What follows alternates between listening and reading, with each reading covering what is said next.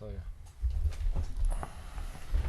Something like a professionally unprofessional look at genres, tropes. But you should read it directly off a piece of paper as you have for I don't even know how many years and still screw it up. Yeah, I don't know. We've been revived for 2 years and I still can't do the opening for the Orig. A professionally unprofessional look at the genres. Close. Genres. Close. No. Habits. Habits. Feelings. I'm waiting until one day he messes up so much and he's just like, we talk about movie shit.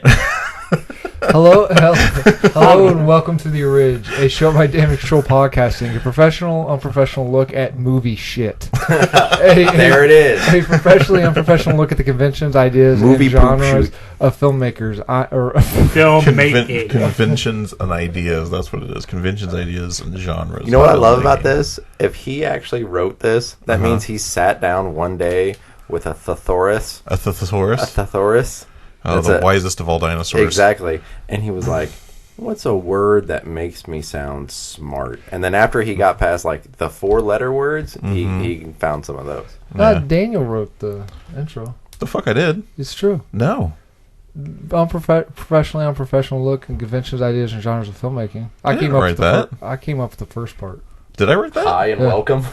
Yeah, back at the comic book store. Really? I thought you wrote that. So he just stole it, and he's been using it so long. Yeah. He changed the narrative, so he made it his thing. Well, so shit, I'm really smart. Hello. That's a great opening. Welcome to because we didn't have the. You came up with welcome to Damage Control Podcasting. Well, I'm here with Tyler, Daniel, Cody. Okay, so I tricked you all again. We're not doing MacGuffins. Okay. So the thing we prepared for. So first of all, it's not tricking. He wrote the wrong script. That's exactly what happened here. No. Did you know that MacGuffins are buy one get one for $1 at McDonald's? They have your daily allowance of calories. So it's 40 days into 2025. Is it? I thought yes, it is actually. Is it? I counted it. I thought on this episode we could take a look forward at things to come. But is it 40 days from when you upload this? No, I'm uploading it today, along with our bombs episode. It's going to be a double episode since I was sick and forgot to upload last week. Oh, good. Because I have our loyal listeners eagerly awaiting the bombs episode. You misspoke, loyal listener. Yeah, our solo loyal listener. Yeah. Well, our mom's catching up. So we're going to look at things to come and a quick look back at 2024. So, look back at 2024, we're going to do the bombs and hits. Since our last Orig episode was the bombs and we went really long in the tooth, we're going to do the bombs of 2024 since that's the year we cut off. But first, before we get started, a word from our sponsor. You'll like the delicious, meaty flavor of Spam, the way it satisfies husky appetite. That was a quick one. Oh, okay. Speaking of canned ham, did you ever eat Vienna sausages? I never had Vienna sausages. What? I will say that Spam gets a bad rap. It is surprisingly good. I used to eat Vienna sausages on road trips all the time as a family, and then one trip maybe 10 years ago, I was like, I'm going to buy some Vienna sausages just for old time's sake. I busted out the big bucks for a 97-cent can. Oh, shit. I was sitting in the back of my dad's truck, opened it, and took a bite, and then I threw up in the parking lot. Yeah, they're rough, man. Aren't they just they're good, but I don't like the snottiness. You gotta rinse the boogers and you gotta gel rinse off the shaft. Yeah. You gotta wipe the shaft. You're getting the wrong Vienna sausages then. Ugh. The expired ones.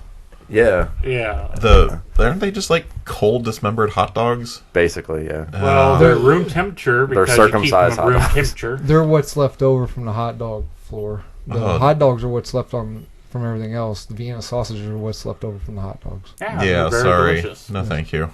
So before we get into the bombs, is there any opening statements you all want to make on 2024? Anything that happened? Any flicks or comic books or games or anything you guys? That was so last year. I don't even remember. Yeah, I mean, I'm frankly just happy I survived 2024. Okay. I like to look towards the future. Okay, well, guess what? We're looking at the bombs in 2024. Okay. Well, you're just going to ask us a bunch of stuff we didn't see because it bombed so bad, though. No, I know at least the first bomb. You guys, at least I know Daniel watched. We're gonna it. sit here and talk about Vienna sausages for the next hour and a half. Okay, so according to ScreenRant.com, the 10 box office bombs, and I have the budget and box office this time. Okay. Number 10, Joker Folie à Deux. With a budget of 190 to 200 million in the box office, it only made $206.4 million. Now, the only thing that I can say about this, because I haven't seen this one or Joker. I've seen clips from Joker, but everything I've read about both movies is this movie like undoes everything that the first one does. Talking about Folie à Deux, Daniel. Yeah, I was here for it. Okay. Just because I was like glazed off and staring at Tyler's beautiful eyes doesn't mean I wasn't paying attention to what he was saying. My fault. Exactly. Okay, Yeah, the movie was absolutely terrible. I mean, and I heard something where like it was, I think it was on the Weekly Planet. They were talking about like it was supposed, like originally it was set up as like a limited like Broadway show that like only like 1,000 people were gonna see, and then they changed it to a movie. Yeah, I think something like that. Yeah. If that's wrong, that's the Weekly Planet's fault. Someone else I stole that from, but Well, the first one, Joker, was just it was a powerful movie. It had this presence. Like I've only seen it like a couple times, but I remember so much about the damn movie. Oh yeah, Like just the power, the helplessness, and sort of how you could see how he could turn to do what he did, and just that powerful thing. And it doesn't feel like a movie that needed a sequel. Yeah, the first one was really, really good, and I was legit excited for the sequel. Just not because I agree with you, it didn't need a sequel. Yeah. But there's a lot of really good potential in the sequel for it. And I don't want to say they undid everything because, like, you just don't watch the sequel and you can still enjoy the first one for all of it does. But the second one is, I mean, it doesn't do anything the first one did. It has some really great moments where it sets up and then falls flat. I don't know how much spoiler we want to get to, but there's some great reveals. It's been over a year. Okay. it was so last year. Like, so the whole thing is that, like, when he's Arthur, the world is real. And then when he puts in the Joker montage, like, the things he's doing as the Joker are all, like, song and dance, musical, Broadway-style stuff. Which is fine, except, like, the movie only uses, like, classic 1950s, really slow, dirgy type Broadway songs for the most part. There's a couple that are a little bit more upbeat, but overall they're really bland and boring. And there's a lot of them that kind of just repeat themselves. I remember saying to the person I went to the movie with that, like, if they like took a look at the time frame and, like, if the movie feels very 90s, so if you, like, had some of the Broadway scenes and then, like, had this really cool, like, grungy scene where he's dancing to Come As You Are from Nirvana and, like, kind of mixed up the musical genres to fit the time frame, then those scenes would feel less dull and less boring. And then there's a couple really awesome scenes that they fail to capitalize on. Like, he fires his lawyer. Because the whole thing is, like, he's in prison and, or he's in Arkham, and the whole thing is his court case. And about halfway through, he fires his lawyer and decides to self-represent. And when he shows up, he's in the Joker outfit. And he, like, you can, like, the movie frames it in such a way that, like, okay, we're going to see Joker, like, becoming Joker now. Like, we're going to lose all of Arthur Fleck. It's all going to become the Joker. And then in his closing statement, like, Arthur takes back over and is all full of, like, regret and, like, no, I did this, I'm guilty. And then, like, a bomb goes off. And one of the Joker supporters, like, rescues him from the courthouse or whatever. And it would have been so much better if Arthur Fleck never took over. And the Joker, like, in that, because the line finishes in such a way that if the bomb went off at the end of the line, you could see where the Joker kind of had this planned. And if they had done that, and that's how he escapes, and that's how the movie kind of, like, wraps up, is that, you know, he's like, fuck you, fuck everything about you, and I'm the Joker, and then like boom, the bomb goes off and he escapes. Like that would have been such a perfect ending, and we would have a completely different conversation. Instead, he gets rescued. Like, does the Arthur Fleck panic into the streets? He gets recaptured, and then someone kills him in prison. Yeah, I heard that, like, someone kills him in prison, and that guy, like, carves the smile into his face. Yeah, and that's supposed to be, like, the Heath Ledger Joker or something like that. Like, the guy who carves the... And it just undoes a lot of things, and I don't care for it. And they had so much really strong potential, and it was disappointing. How was Gaga's Quinn? I liked her. I thought she was just fine. Was she a psychiatrist? No, she was a mental patient. Oh. Which, I mean, I would have preferred for her to be a psychiatrist. That would have been way more interesting than her just being another mental patient. But her thing was, like, she came from, like, a wealthy family and, like, self-checked herself into Arkham so she could leave Arkham whenever she wanted to. So when she fell in love with Joker, she's like, well, I'm going to leave Arkham now and see ya. And she does so. Huh. Yeah. Like, she was fine as Harley Quinn. The character was not Harley Quinn, though. Okay. All right. Cody? I didn't see it. Okay. All right. You don't have any comments on Harley Quinn? I know that she's your favorite character of all time. I wish she would die. Okay, number 9. It's a comic book character. Clearly, I don't mean... Yeah. You just hate women. We know. Yeah, comic book women. Okay, no. God, this is what 2025 is going to be. I moved from Asian people to women. You're the one who's giving us these statements. Oh, I'm just saying. Boy. Did you write the Kyle Rayner Green Lantern story where his girlfriend gets folded up and shoved into a fridge? Because that sounds like something you would do. Yes, but my initial draft was a microwave. Anyway, Did you write the Flash movie then? Is that what it is? Yeah, they stole it. It's an ongoing lawsuit. I'm on an NBA. I can't talk about it. NDA. No, NBA. Gotcha. My lawyer's not very good. Okay, now number 9. According to ScreenRant.com, the 9th worst movie of the year. Of the rear.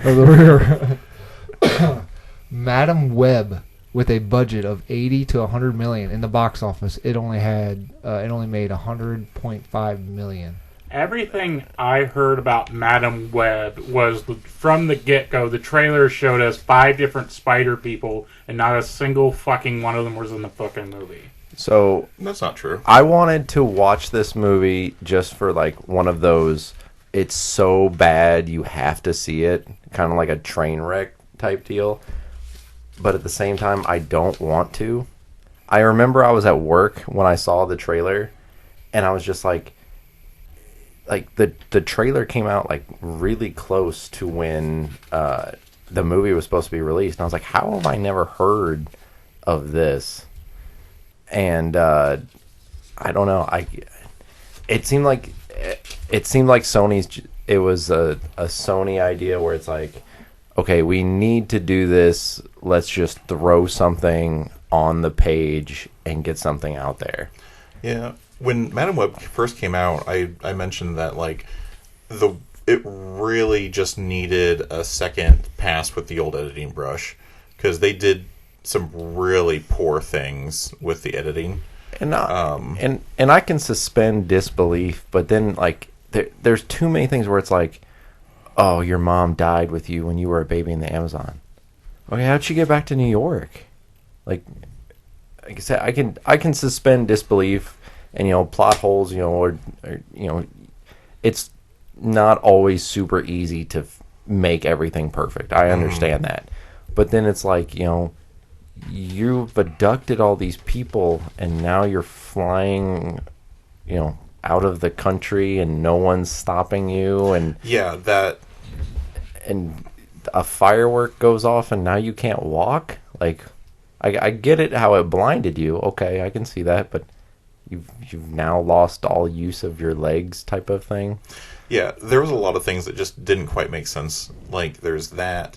None of them have like web slinging powers, but there is a scene where the bad guy, like, there's like a car that comes at him, and you can see where they cut the web sling out, because he reaches up and does the web sling to get away from the car, and they cut it just as he reaches up. Maybe he was giving the devil horns to the car.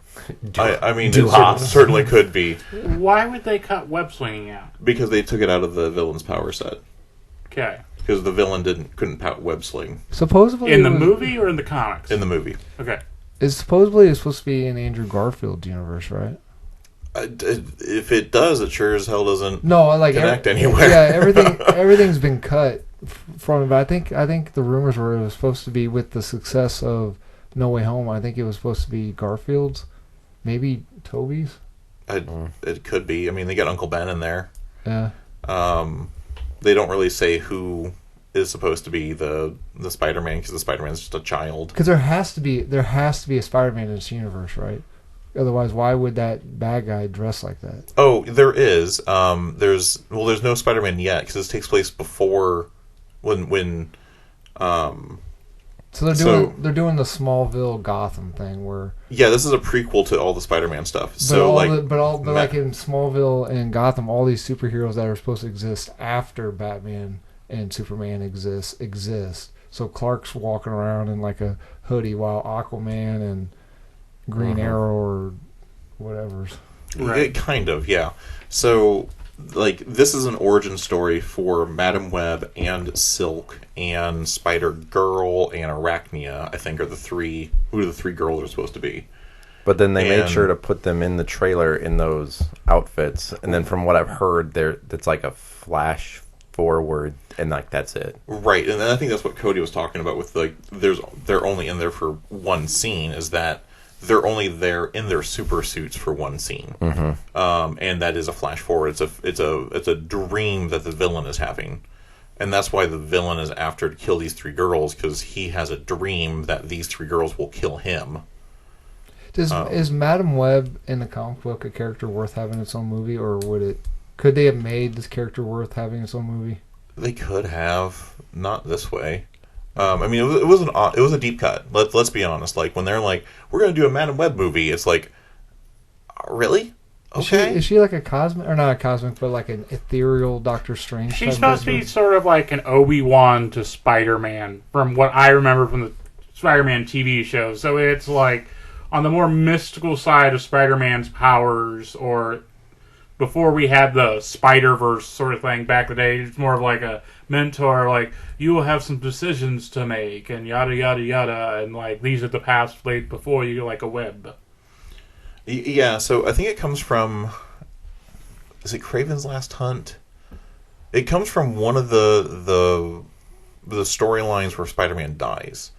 Because Spider-Man gets killed, and then, like, a Madam Web comes to him and reveals that he is the chosen one of the Spider God, and that he is the totem character of the Spider person, like Moon Knight is for Khonshu. And like he gets resurrected because of that, and then he starts getting all these weird powers outside of his like biotech stuff. Like he actually had like stingers that came out, I think either of his arms or his back. He was getting some like he didn't need the web fluid anymore for a little bit of time. And what were we talking, like late 80s, early 90s?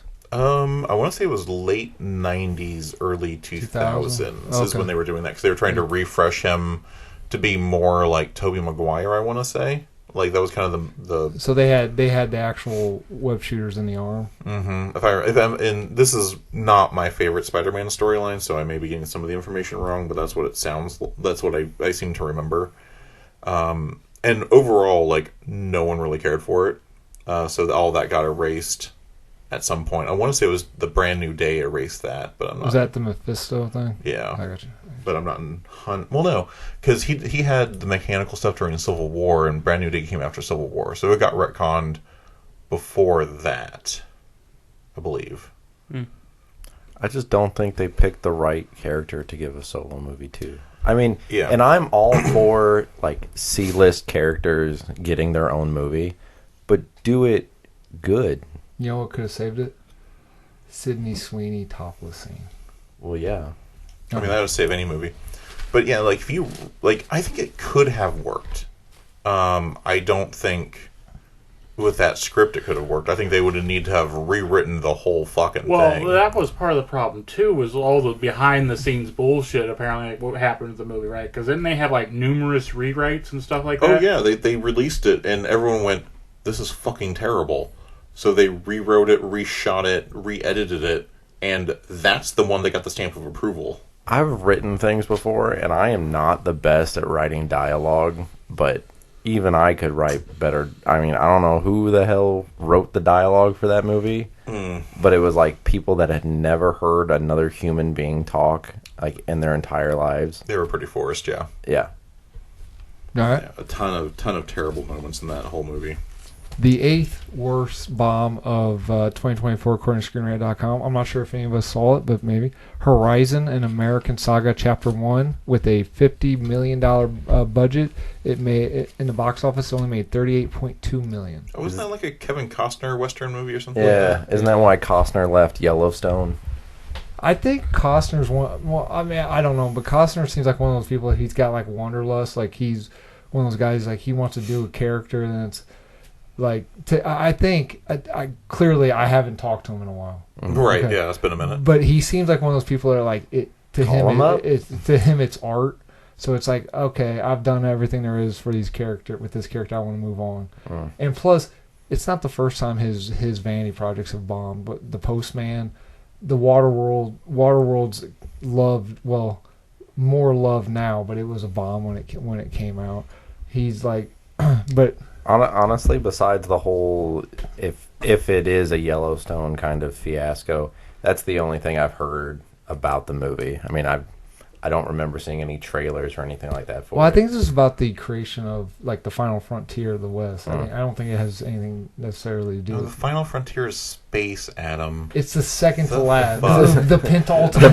the penultimate frontier. Well, The frontier over that way. like I haven't seen it, but barring if it's bad or good or not, it might just be because the genre it is. Maybe That's true. like it being a Western nowadays, it is becoming honestly a smaller and smaller audience that are going to see those types of movies. Yeah, I think if a Western's going to be successful, it needs to be the gun-slinging traditional cowboy Western, the slow, I'm going to farm this land Thanks, kind man. of Western is, yeah. Or The Lone Ranger. Thanks, man. Thanks, man.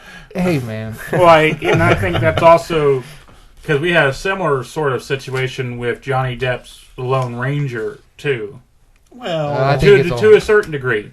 Okay. Like, I think it just being inherently in the sort of Western genre, that age demographic of people, that's what they wanted to see. That's what they continue to see. The old Tombstoners and stuff like that. Tombstoners.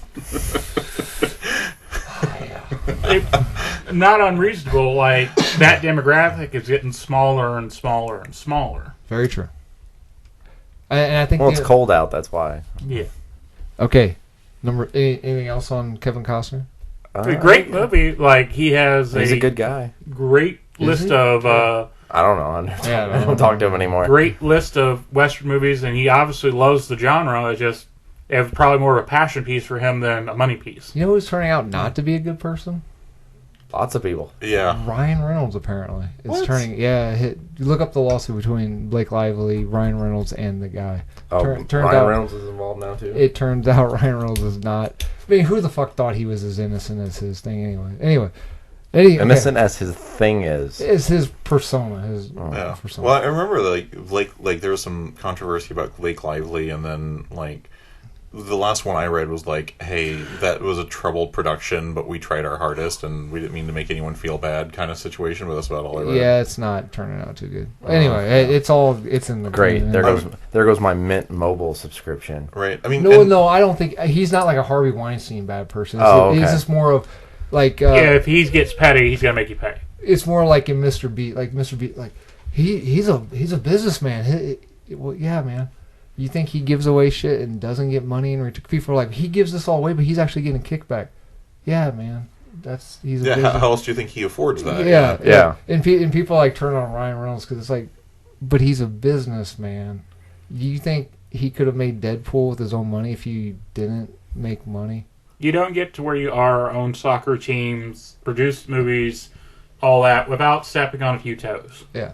Anyway, it's turning out in court he's not the Mr. Rogers. It's more of like he's not a Harvey Weinstein. It's just more of like he's a businessman, and people are like, he's not this Mr. Rogers person. No.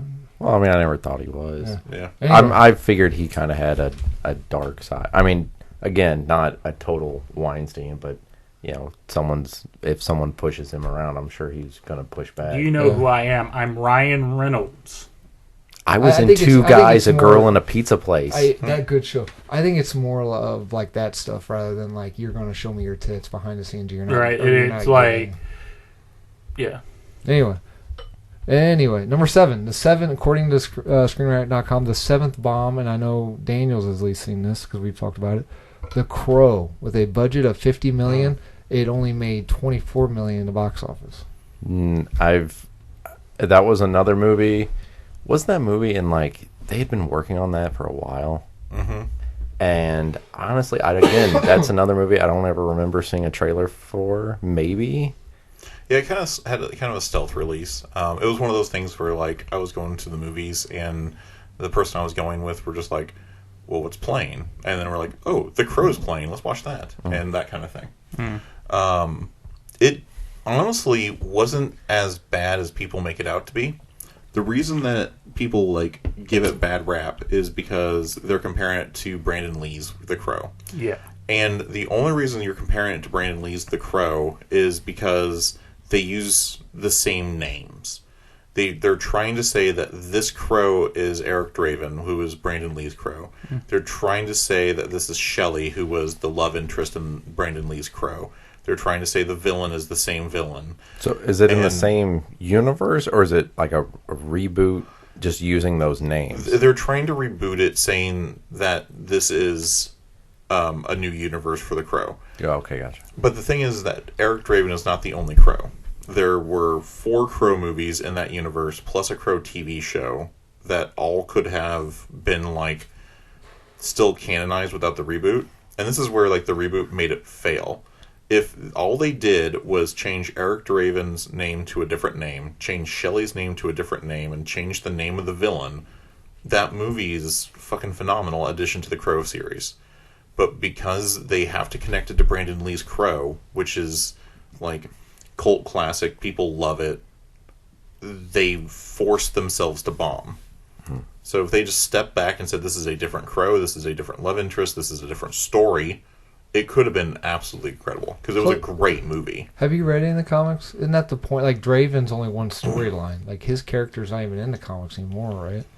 I have only read the very first volume of The Crow. But isn't that the point where, like, you follow one character, and then that arc's done... Oh, sorry. And then that arc's done, and then it comes up with... Like, The Mask. Yeah, I think it's very similar to I'm that, sorry. and I think Yeah, it's very... it's really kind of ridiculous. It's the good... You know what? It's annoying when someone's like shoving their hands in your face. Look, man, I talk a lot with my... For people clearly who can't see... Yeah, if you're not watching the video... I talk... We're doing a lot of gang signs with our hands You know what? right now. You know what we need to do? I We need to make a video, upload it, and be like, "It's our first ever visual podcast," and then do the intro like we always do, and then just do like a sound, and then just go to like technical difficulties and just have us talk the entire time. Oh, that'd be great for an April Fool's podcast. I talk a lot with my hands, people. I'm sorry. And Yeah, apparently, so why are your pants off? That's why I want to know. And apparently, I almost spoke Tyler in the eye. Yeah, so anyway, the Crow movie would have been better if it wasn't a reboot. And yes, like, Eric Draven is only Brandon Lee's Crow. I think he had a small part in the Crow TV show. I didn't watch it. But all of the other Crows were different Crows, different parts of the storyline. And it's like, just make this a different Crow. And you disconnect entirely from this thing that you're getting bad press for being. Isn't the idea of the Crow that like you're wronged in death, and this dude's like, "Hey man, here's the deal. I'll give you Hey man, I'll give you 2 days. Get your shit straightened out, and then you're done." Is that kind of oversimplified version? It's an oversimplified version. They kind of make that more complex in this Crow, where it's like, not you get so many days to solve things, but if you're wronged in like here, you get to come back to life, and then like I think it was like as long as you have no, or no, as long as you are fueled by like this wronged love, and as long as that love remains pure, you are invincible and cannot feel feelings. Because at one point he finds out like Shelley lied to him or cheated on him or something like that, and then that like hurt his sense of feelings for Shelley, and then he stopped being invulnerable and stopped. That sounds extremely convoluted. It is. Oh, okay. In the original, I got it right. Yeah, in the original series, as long as the crow was alive, you were invulnerable. Okay. So you just had to protect the crow familiar. Okay. Yeah. All right. Anything else on the crow before we move on? Oh, just the same points as Daniel. You try and it's that same conversation. You try and do any franchise that has such a history to it. Like, just look at the backlash people got when they did the Will Smith Genie stuff like that. Just you try and do any of these properties that somebody either who has passed or is still technically around to do it.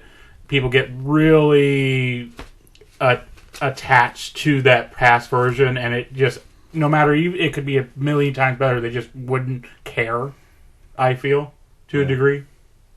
Okay. Yeah. One last moment on the crow. Okay. There's this scene that was in the trailers, and they repeat it multiple times, and it's like supposed to show like the love between Eric and Shelley, and it is like Shelley's on one side of a sheer curtain, and Eric is like kissing her through the curtain, and like it is the most fucking awkward looking thing. Like, they make it look all sweet and romantic, but if you try to do that shit in real life, you're getting a mouthful of sheer curtain, and that's about all you're getting. Supposedly, and like musk smell from the curtain. And it would be funny if like he like opens the curtain and it's somebody else. Oh shit! Oh, I'm supposed to be down there. Wait, Oh. what floor? Oh, fuck. Sorry. yeah. Supposedly the upside down Spider-Man kiss, like everyone was like, "This is romantic. I want to do it." And Kirsten Dunst was like, "It was awkward."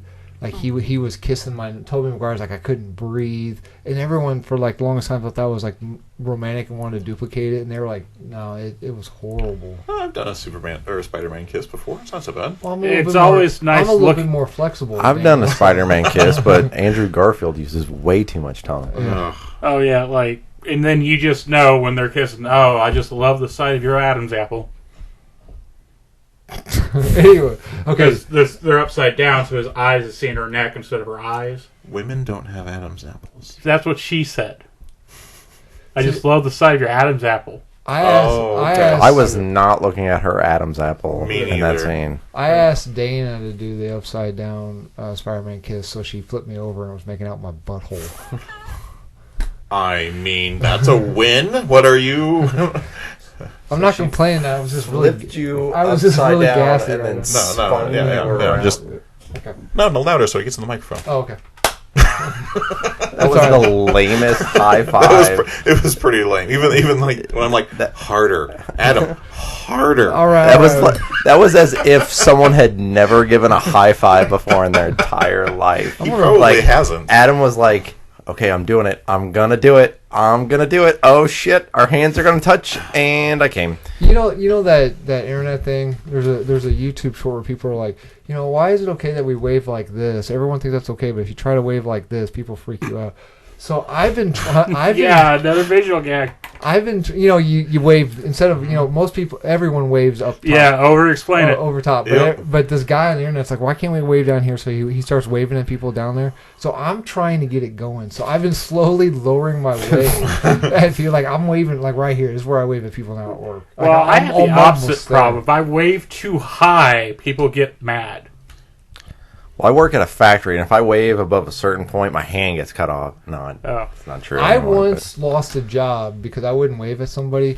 So this person was waving at me with one arm, and then because I wouldn't wave back, that person started waving with both arms. So anyway, I got fired for being a lifeguard. Anyway, but- Oh my god, Alright. he told a good one. Oh, He told a good That one. was solid. all right. That was The solid. number 6, according to ScreenRant.com, the number 6 bomb of the year, the Ministry of Ungentlemanly Warfare. Speaking of Henry Cavill, we were earlier. Budget of $60 million with a box office of $27.3 million. I wanted to see it. I have not seen it. I just didn't I didn't find the time to go see it. It looked good. All the trailers looked good. I wanted to go see it. It kind of reminded me of Inglourious Bastards just from the trailers. I And then my mind immediately went, oh, I need to watch Inglourious Bastards again. Why? I like it. I It was felt a like decent movie. I felt like it was a return to Guy Ritchie. His first 4 movies to me are like the gold standard. Of course I say it, then I'm going to immediately backtrack. I'm not so much a fan of Lock, Stock. I don't hate it, but it's not. I don't really watch it, but I love Snatch. I love Revolver. I love Rock and Rolla. Like Rock and Rolla, that's the one that I've seen. I That's the really one I've like seen. Rock and Rolla. to me, those movies are fucking amazing. And I know you got to grow as an artist, but I never really liked anything. To me, Guy Ritchie, when I want to watch a gangster movie, whether it be an American gangster, British Chinese gang, whatever, a gangster genre, I go to Guy Ritchie. Is British Gangster, is that set in the same universe as American Gangster? It has a. And let's be honest, you're not watching anything called Chinese Gangster. I've seen the what The Departed was based off of. Wasn't that Irish? No, not The Departed. The original, what Departed's based off of, is based off of a. Well, I guess that's not Chinese, Japanese. Look at that. You don't know nothing about no Chino-Sino relationship. Anyway, like I felt like it was kind of a return to the old school Guy Ritchie, and I just never got around to watching it. And I like Henry Cavill.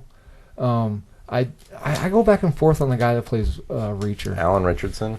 Like I think he's a good actor. I just don't really like him when he talks in interviews. 'Cause I think he's full of shit. Yeah, I could see that. Oh, I'm all natural. You fucking are not all natural. There's man. no way. You can't fit through 90% of doorways. It's not possible. So wait, so Guy Ritchie's a giant, basically gym rat tough boy? No, Alan Richardson. Alan Richardson. He played Hawk in Titans. He was the dude in Aquaman and Gotcha. Ungentlemanly Warfare. He had the little tiny glasses. He's the broad side of a barn. And I'm sure he's a nice guy. It's just, and I know he can't admit to being like, of course I take steroids because it's illegal to take steroids. It's just do what John Cena does. Nope, never touch him, and then he just moves on. He's got to be like, oh, I'm all natural. It's hard work. I wake up. Fuck you. You are not, dude. You're just. Just say the simple lie and get over with. Yeah, just be like, because you can't. What if he's not lying though? There's no fucking the human Yeah. body. No. Lion-O's from Thundercats. That's true. Yeah. Thunder. Come on. That was Don't. that was like a ska version of Thundercats. Like Thundercats. Anyway, maybe it's my own securities that I'm a deeply closeted gay man, and I don't know. You're deeply closeted gay? No, man? I'm not gay. But back to the movie. Like, yeah, I want to see it. I still want to see it. I don't know any reviews about it. I love how you take jokes from people that they haven't heard of, and you claim it as your own. He's dead. He can't sue me. I know where the joke came from. But he's dead. He can't get me. But I You mean, don't know that. I still There want to is see an it. afterlife. Nah, he'd be all right. I still want to see it. I do. The guy that works with me, he runs the maintenance in apartments. He buys like movies all the time. If he gets doubles, he'll give them to me. And I haven't been able to get. I just haven't been able to watch it. Anything else? why would you buy doubles? He's one of those guys that like he'll go to like a thrift store and he'll just like, oh, mine, and he'll just get all of them, and then he'll be like, oh fuck, I already have that one. Huh? Okay. So he's a mass collector who doesn't check to see that he's already got it. Yeah, I think he's more quantity or I think he just Oh, okay. So he's wanting to hoard. Got it. yeah. How do you store that many DVDs? I haven't been to his place. I have no idea. Oh, CD How do you cases. store a lot of board games, Daniel? well, I have an entire room and an entire closet dedicated to board games. That's probably what he They are does. overflowing onto the floor here. Yeah, I'm pretty certain they're overflowing at his house. That's why he can't remember what he's buying. no, that's fair. Okay, the number 5. This one I felt like had a good idea, but I apparently it didn't have the way they did it.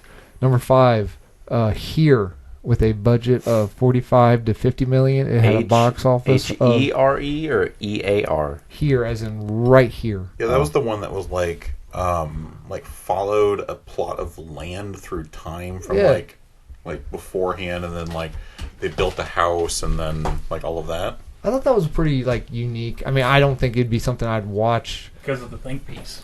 Well, it's a great premise for sure, but I have not seen it, so I don't know. And I think it got a lot of like Hollywood backlash because it used AI. It didn't even use artists to de-age. Not Tom Cruise. Tom Hanks. Oh, okay. It used AI tech. So like now they're using celebrity like Lisa Kudrow was really outspoken on it. It's like you can't even now you're taking away work from CGI artists to de-age. Oh, I didn't realize there was so much. It's so much AI used in that film. Yeah. I hadn't heard any of that controversy, but Well, I don't think it was just more of like people were like, I think I'm not sure where I stand on the AI argument because I'm not educated enough. Just on like a very cosmetic surface level, I'm like, it's like if you're not good enough to write, then it's like it's taking away work from writers and now apparently CGI artists. But it's also, on the other hand, like Rob Zombie said, because they were worried about because music recording technologies everywhere. Rob Zombie's like anyone could have gone to a pawn shop and bought a guitar and started a band, but it's your skill, it's your love. Like AI will, as far as I know, will never have that love that artists put into. I think it's a good movie. AI, artificial intelligence. yeah, Steven Spielberg. Yeah, fine movie. Yeah, my stance on it is that it makes things that are previously inaccessible accessible for most people. So, for example, I use an AI art program for NPC portraits for my Dungeons and Dragons games. I have an idea of what they should look like in my head. I program them into an AI program, and then they spit out. Quitter. Just swallowed. Yeah, well, you take what you get. And it allows me to access images that I can then share with my players, and it is my vision mostly coming true. If I were to commission an artist to do every single one of these pieces of concept art, it would run me $80 a portrait to get kind of what I want, sometimes more. I remember trying to commission a particular piece of art that I wanted to put on a playmat somewhere, and the guy was going to charge me almost $400 for it. Damn, I'm in the wrong business. Right? And that is inaccessible. So it allows me to get some manner of art that, for me, I cannot afford normally. Realistically, I don't have enough time to wait for this person to create all of these custom pieces of art. Now, I do disagree with a multi-million-dollar company using it to save a few bucks so they don't have to pay a CGI artist. That's, to me, not what the purpose for AI is. The purpose for AI is not to put those people out of work, even though it makes the job easier. The purpose is to provide accessibility. Now, as AI evolves and some of the controversy around AI, changes, I could see where more tools will be used and those people will have to evolve. So you're more of use it as a tool, not the tool. Yes. Don't be a tool. Yeah, it is a tool in a repertoire. I do not think it should be replacing all of the artists, but I do think that could happen. So, like, the analogy I go back to is always an old Ayn Rand novel that I read, where a guy discovers electricity in the subway station, and he takes it to this council of people, like, hey, look at this technology. And the council goes, if we used this, what would the candle makers do? We can't put the candle makers out of business. So they refuse to integrate electricity into their society. And that's kind of how I look at AI. That if it comes up, is brought in, and then we don't use it appropriately, then we are like shoving it away, like, oh, what will the artists do if we bring AI in? Where when we brought electricity in, it bettered society. We still have candle makers, we still have candles. but those people are more specialized, and now we have this whole new industry of people who, we have electricians now. We have, factory and industry.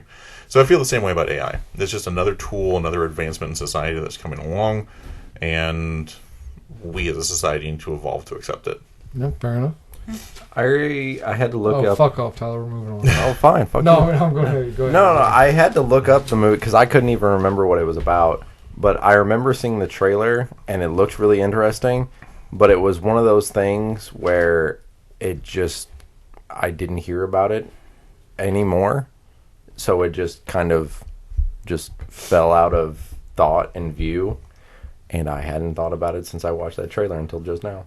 Okay. I think it's going to be one of those movies that, No. I don't know what the last movie was. Here. It's like it's centered on like one room that goes back from like the dawn of time through like specific like To like almost to the end of the different Earth, points. wasn't Oh, that seems I cool. think so. And like it's all focused on like this one room. So like it's like caveman times, like, and then like the 1776, and then all that.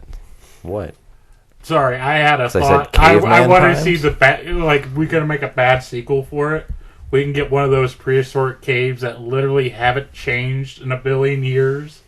That'd be the sequel, so it's just a still of a cave wall that, now we get some cave paintings on, and then nothing else. I'd watch it. Have AI make it for me. Yeah. All right. Gotta get going. We're going to end up cutting this episode short again. Faster, Jesus. Number 4. I don't think any of us seen this one. We're on 4? We're on 5. Was here 5? Here was 5. Okay. 5 was here. Number 4, Fly Me to the Moon. The Fuck it. It sucks. Next. The ScoJo. Channing Tatum. Thank you. Budget of $100 million. It only made $42 million in the box office. It was like a musical, right? No, it was it was the one where fake moon. that's landing what it thing. was. Yeah. Okay. Yeah. They were It supposed looked to. like a really fake movie. They were It supposed looked to like a fake movie. the moon landing. Yeah, it looked like a fake movie that someone in a movie watches. Is what it looked Yeah, I remember that because it does look like one of those SNL trailers. like. Yeah. But yeah, it's a movie about them filming the fake moon landing footage. I think a lot of people are over that, or No- maybe it's just me. Number 3, I think this is more our wheelhouse. Borderlands, with a budget of 110 to 120, it only had a box office of 33 million. Still haven't seen it. I haven't seen it either, but from what I know, the storyline of Borderlands, it seems like they had the humor kind of on point. It might have been my understanding, though, like the Borderlands, maybe this might be a thing, I might be just making this up, like the Borderlands they based it off is now almost 10 years old. Isn't Borderlands an MA game, and then they turned this into like a PG-13 movie? Hmm. I mean, it's not, I don't know what the ratings are, but yeah, Borderlands is a pretty serious game, and mostly for bloodshed and post-apocalyptic kind of views. But the thing, it could have been like they made a movie for a generation that had already outgrown it, maybe. Well, I know it had a lot of love for it because Eli Roth himself says, I fucking played the shit out of Borderlands. Kevin Hart said, I played the shit out. I mean, it had a lot of love in it. I think it was one of those studio casualties. It might be because Kevin Hart was in it. And I was just about to say the same thing. Kevin Hart has a tendency of turning anything that is mildly comedic into a comedy. And I feel like Borderlands, even though it should be funny, isn't a comedy. It's an action movie, or should be an action movie. And it isn't the mascot of Borderlands, the dude with the mask. You always had to. I think they didn't make him the focus of the. Well, he's a bad guy. Oh, all right. He's one of the maniac villains. Krieger. Well, no, there is one of those guys as a good guy, as a playable character. The Psycho? Yeah, one of the psychos in the original Borderlands, I believe. Not in the original. Okay. The original had because I played the original. It had the teleporter, the sniper, the guy who could build turrets and turrets. Oh. Yeah, it wasn't a psychopath. All right. While Cody's looking Maybe at. 2 had a playable psychopath, but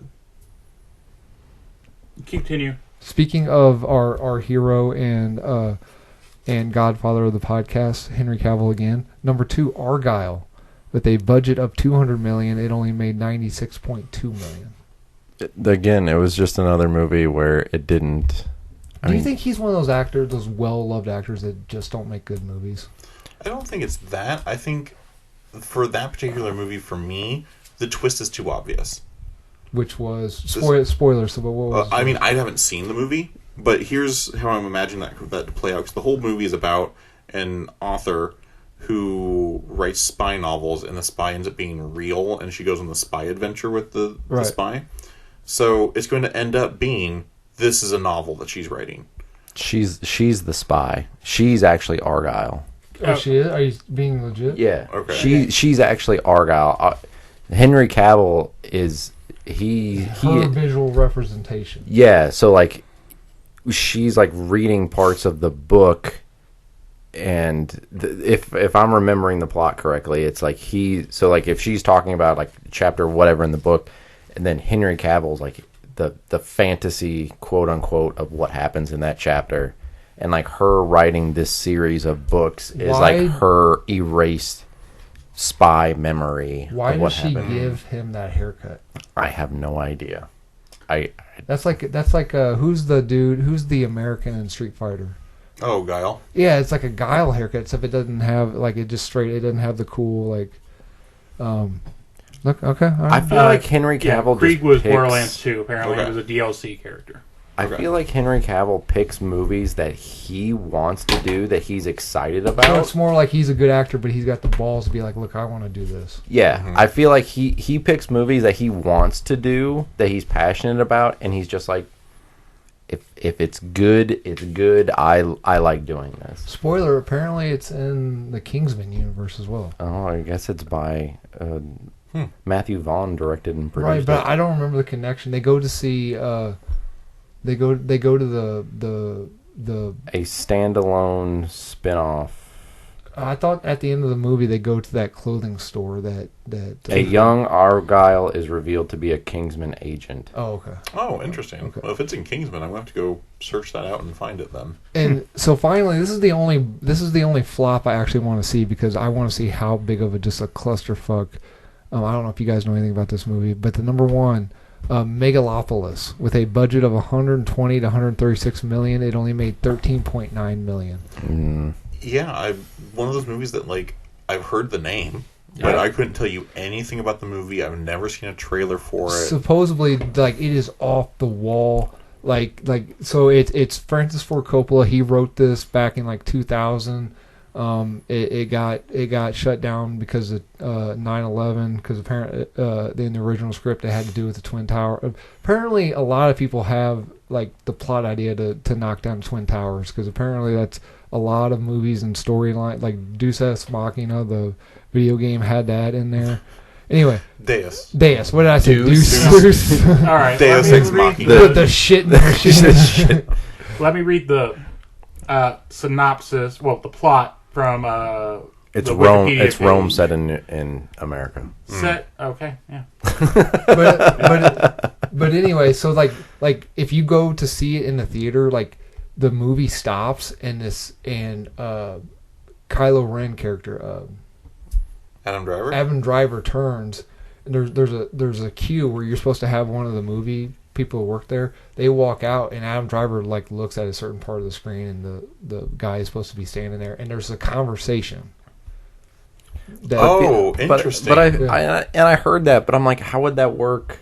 Like if you watch this at your house? They supposedly there's a I guess a home rental cut, but supposedly, but like it is off the wall. Like John Voight shoots like laser dicks at people. Like he pulls an arrow out of his crotch and he shoots someone with. Like it is. Like I want to see how big of a clusterfuck. It's got a huge cast full of stars. It's got Adam Driver, Shia LaBeouf, John actual cannibal Shia LaBeouf. I gotta know the story behind that. Lawrence Fishburne, Dustin Hoffman. Yeah. It's got a bunch of fucking A-ranked actors. It's kind of like Inception a little bit. Like he can stop time and he builds cities.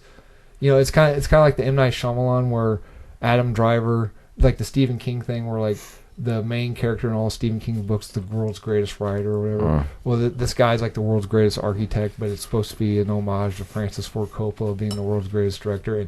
And just jerk yourself off right onto the page. Why don't you? You know, it's the whole you can't make a good movie nowadays, and you know.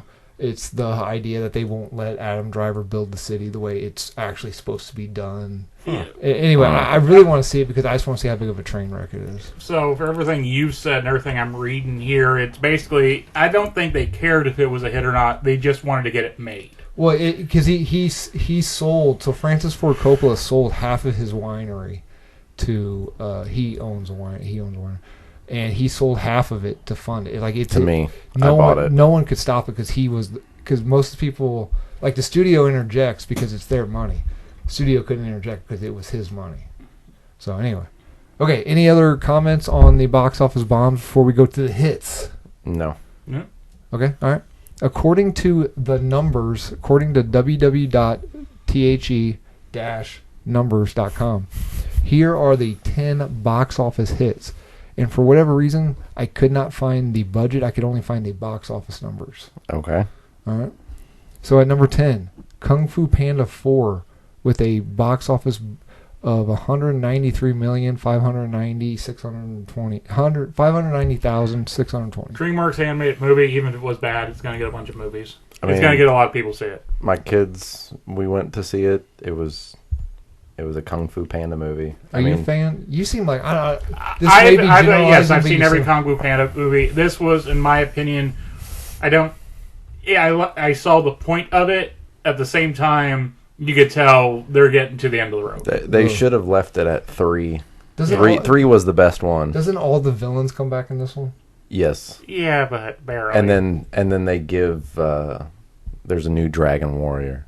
It's like they were trying to spin off into a new series. Did everyone come back? Jack Black, Jolie? No. The Fearsome Five. Jack Black didn't come back? Jack Black came back. The other ones didn't. So like Jackie Chan, Seth Rogen, Angelina Jolie, they weren't back. Yeah, that was specifically, I did hear that was specifically a budget thing. Oh. Like to get them to come in because not just discounting Angelina Jolie, Jackie Chan in his own right is like the number one fucking star in China. Oh, yeah, he's like Elvis. Yeah, he's like Elvis. He puts Elvis to shame over there. I mean, yeah. Well, because he didn't die on a toilet. Oh, that's rough. Yeah, like he is the biggest movie star. He is a multiple number one singer apparently in China. Oh yeah. Daniel, any comments before we move on? I haven't seen it. Okay, all right. Number 9. Box office hit according to the numbers.com. Godzilla X Kong: The New Empire I enjoyed it. Did not see it. Box office of 196,805,338. I saw it. It was pretty unremarkable for me. Like, it was fine. I mean, it's giant monkey, giant lizard. Are they fighting again? Not really. Like, Kong gets like cybernetic gauntlets of power, and there's a evil monkey that makes an axe out of one of Godzilla's scales, and Scar King mind controls Godzilla with it, kind of. Isn't there like forces them to fight? It was all over the place. Isn't there like you're like really garbling it up? Isn't there like an inner? Because it was just like this mash of CGI. It was bad. So there's like a hollow Earth in the last one, and isn't there like a hollow Earth in this one? Yes. Okay, so there's not a hollow Earth. There's just a piece of hollow Earth that is further under the ground. So there's a basement. Yes. There's a sub basement. It's not a sub basement. It's a room. Yes, it is hollow squared Earth. Oh, okay. But for what it is, giant monsters fighting giant monsters. It was good. Yeah, I mean, that's just what it is. It's just CGI giant monsters smashing giant monster bits into each other. Yeah, and don't think about the logistics of anything, then you're fine. Okay, all right. Yeah, but like if you want the plot line, that's the garbled mess of a plot line I walked away from it, was that they were mind controlling him with some scale, and that made it into an axe, and then at some point Godzilla's like, fuck this, and then they fuck up the monkey. Like, I mean, that's what it is. I mean, everything else in that movie is just giant monsters smashing giant monsters into each other. Kong is like, they blew it up. Those dirty bastards. Number 8 hit of the year, Twisters, with 267 million.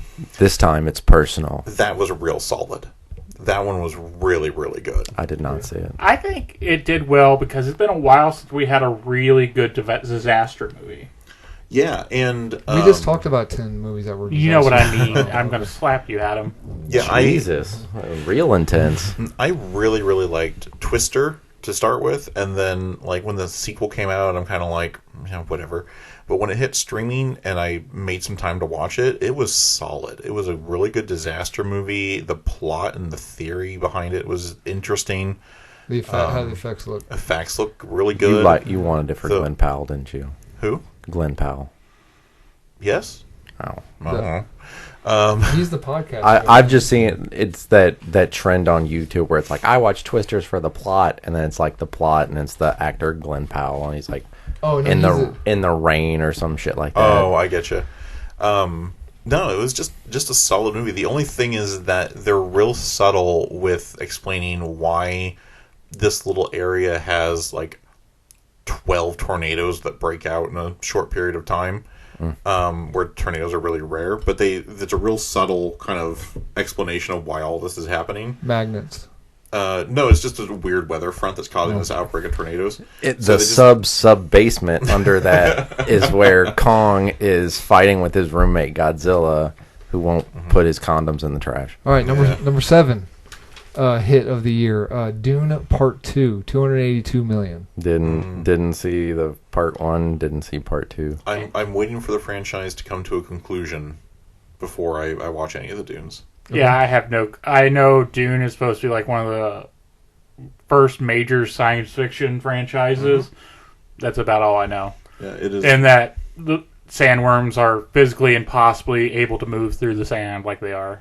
I think they scientifically. They have to make up science, I think. They have to make up science. Yeah, they're making up science. I don't believe them. Gravity, mavity. We're all just, All right.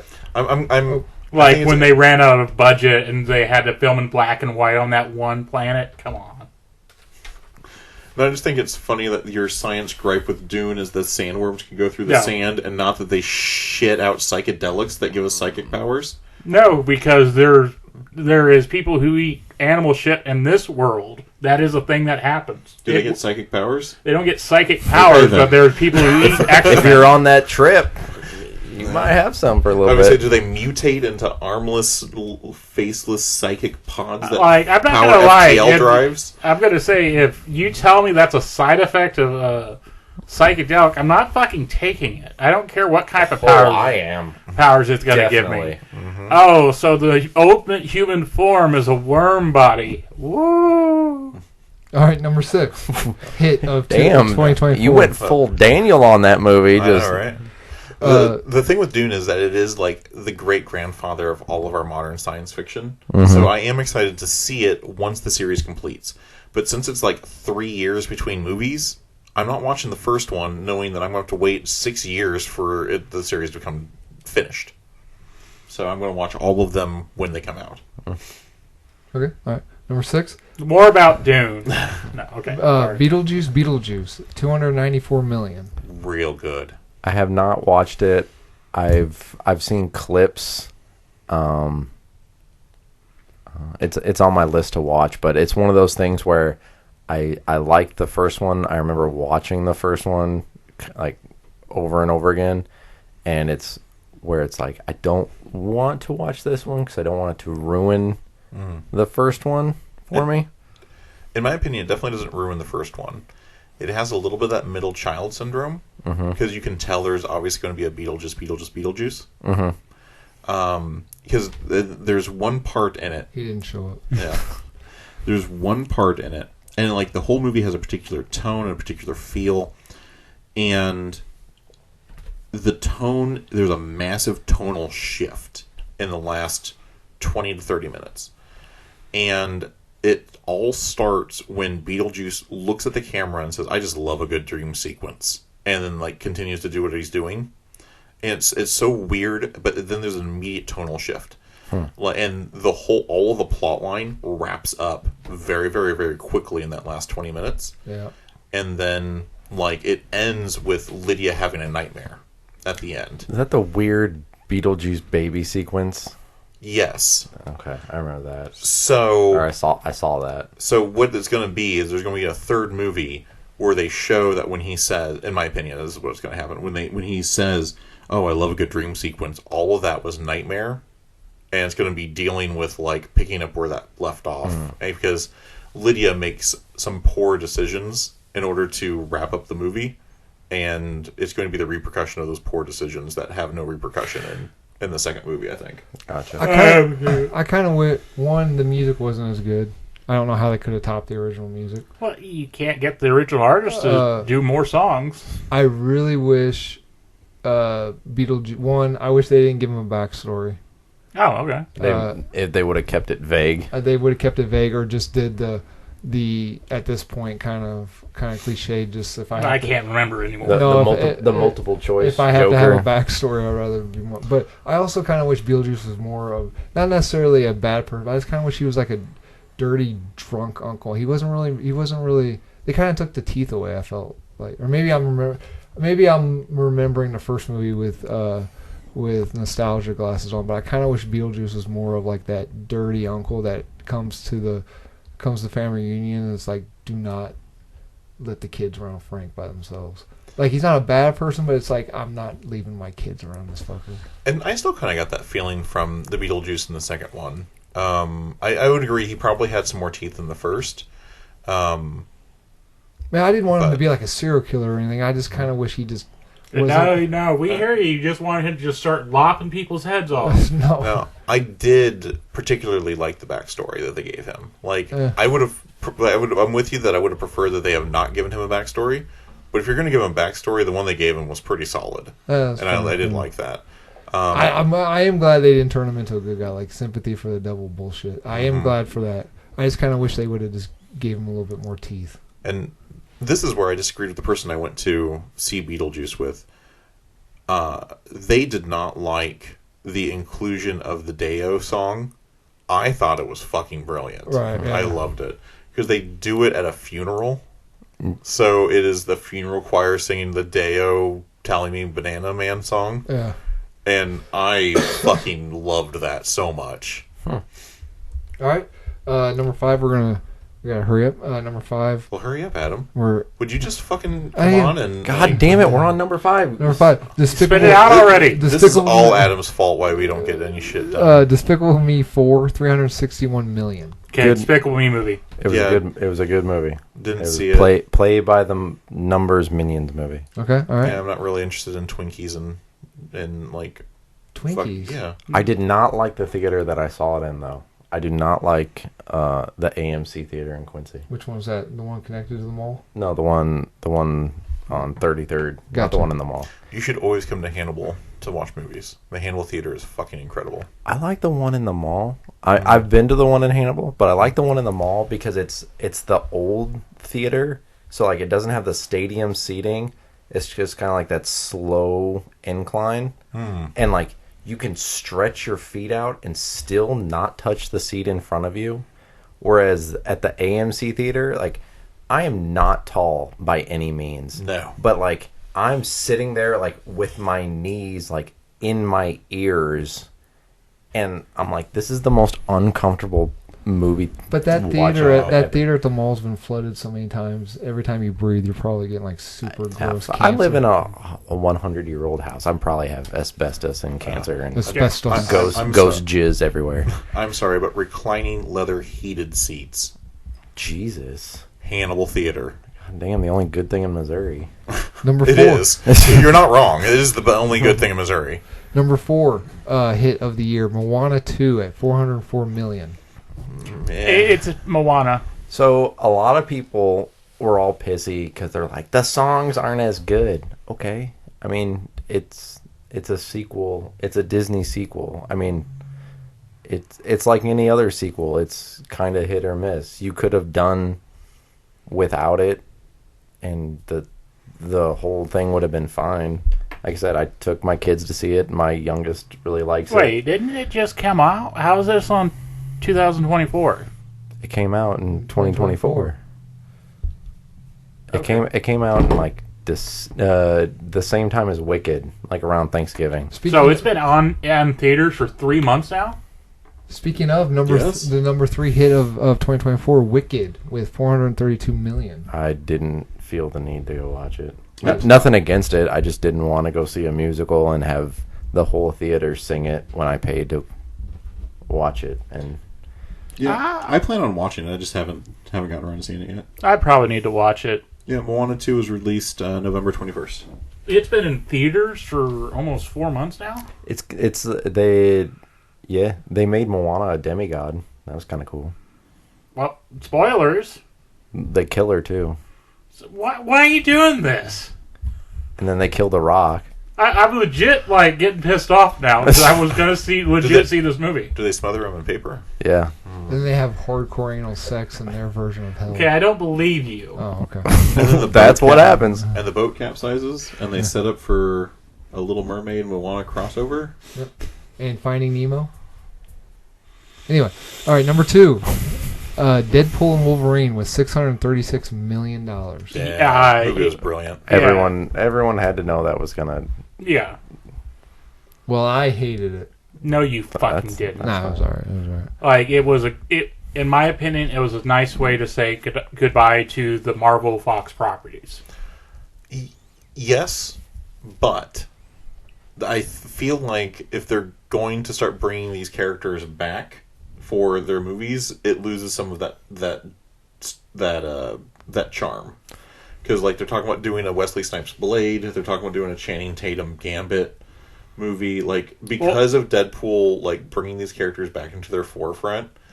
Like I feel like they're getting their own movies, and that was the whole point of Deadpool versus Wolverine, was that they weren't going to get any more movies, so this was their send off. So it loses a little bit of its charm that they brought these characters back so that they could get new movies after this movie was done. Was anybody else strangely attracted to the villain of the movie, or is that just me? Oh, the Cassandra Nova? Yeah. Yeah, I'd hit that bald head. I don't know what it is. I was just strangely attracted. The only problem is you can't pull her hair. Maybe get a plunger and just stick it on there. I'd rather be finger fucked by her. And where fingers go through your face. Oh yeah. I think it's the British accent more than anything. I mean, that's a big part of She the can talk. thing for women with She accent. can use whatever accent she wants when her hand's inside my fucking skull. Do you like that? Do you? Anyway, okay. I gotta say that one scene, more than the dismemberments and all of those stuff, that where her hand is through the dude's head, that legit gave me heebie-jeebies. Like, ugh. The thing that I didn't like, and I've never read a Deadpool comic, so maybe this is very much in Deadpool style, is, you know, he's sacrificing himself, he's taking Wolverine's place, and then he's just like, he has to like keep coming back, and I'm like, you're ruining like the emotional moment of the point. That is very Deadpool, and that's fine. If that's a Deadpool thing, then people that like Deadpool would like that. But I was just like, you're cutting personally my feet off, because I was like, you've made me emotional because you're going to sacrifice yourself. But then you're like, and then I was like, why don't you just take one of your swords and connect the thing rather than wait for Wolverine to show up? But well, yeah, and that's the thing that's happened in the comics before, is that Deadpool will be like built up and be like, okay, now I have to do this, and it's going to kill me, and say goodbye to all these people, because he legit thinks he's not going to survive it, and then he'll make this big sacrifice, and then he'll walk away from it because of the healing and regeneration. He's like, oh, well, I guess I made that a bigger deal than I needed to. I mean, he does do maybe I'm stalling for time because I'm scared, so I'm like, okay, all right, but at the same time, I'm like, all right, you made me feel. Now you're kind of pissing me off. At the same time, he's like, look at my balls. Yeah, but he's the type of guy, there can be no silence in a conversation. So you're sitting there, it doesn't matter. Like, there's got to be something, because he cannot be alone with his thoughts for a second. And what I do find fun, so I watched the movie with my kids, and it's the scene where they connect it, and Wolverine's like clothes, like his top burst off. My youngest is like, why did his shirt come off? but not. And I was like, I don't know, dude. Just watch. Just watch. It's in the plot. Yeah. The where he's getting suited up though, that scene is funny as fuck to me. Like just the Taylor. Your Taylor is just so good, but he is definitely a predator. Yeah. All right, the number one movie hit of the year. Oh, that wasn't number one? That wasn't number one. That was number two. Number one is Inside Out 2 with $652 million. It's a Disney Pixar movie. No, And how many movies in this fucking top 10 did we say that about? Like, that one, Moana, Minions, Well, Kung Fu Panda, Kung Fu Panda. Twisters. It wasn't a bad movie. I mean, it. No billion-dollar earners this year. Last year. well, you can't have billions every fucking year. I think it spoke more to the parents than it did to the kids watching it, because it talked about anxiety and everything like that. And I mean, like I said, it was a good movie. I mean, I didn't expect it to be number one, but again, when you factor in taking kids to go see it, it doesn't really surprise me. And that's probably the conversation on a lot of these movies is movies themselves with streaming, how you get access to them nowadays. Unless you're it's becoming less of making a big deal out of going to see the movie because it's just so much easier. I'll just wait till it comes out on streaming. Like, there's really not much of a difference today when you also factor in unless you're making it a activity, a big thing, like you would to a kid's movie. Like, hey kids, let's go to the movies. Like, of things that I have seen in my feed is just my brothers and sisters, other people I've seen. That's one of the big family things. Hey, we're all going to the movies today. Well, see, yeah, so like me and my kids, like on Fridays, if there's a movie out, I'll pick them up from school. We'll go right to the movie. If I'm talking to my wife, I'm like, hey, do you want to go see this movie? She refuses to go because, one, she doesn't want to be seen in public with me. And two, I get that. She has like zero attention span. So like she doesn't want to go to the theater because like she won't pay attention long enough. And like she can't play on her phone in the theater. So whereas like with kids, I mean, my kids sit and I go full Adam Tipton rules where I'm like, you sit in the seat, you don't get up, you gotta go to the bathroom, you cross your legs or you pee your pants. Like I'm not telling you what happened in the movie. So It's state law. yeah. But yeah, I feel it's just a changing of the demographic. Movies, even though unless it's something like Deadpool and Wolverine, like I admit I saw it multiple times. Like Inside Out 2 or Deadpool and Wolverine? Deadpool and Wolverine. So for me, it's like I feel like they're just skewing the numbers. Because Inside Out 2, I've heard a lot of really good things about. I think it's legit a good movie. Yes. Moana 2, Despicable Me 8, or whatever it was, and Kung Fu Panda 4. Are those good movies, or are they just fucking kids' movies? They're kids' movies. Okay. Again, I Inside Out 2 is a good movie. Should it be number one on that list? Probably not. Same thing with all the other kids' movies. I mean, I don't know how they factor in, but it's also you're factoring in. I mean, Wicked Part 1 that was just released in November. So I mean, are you factoring in like how long that was in theaters in 2024 compared to how long Inside Out 2 was in theaters? Yeah, because Moana, like just saying, it's going on 3 months now.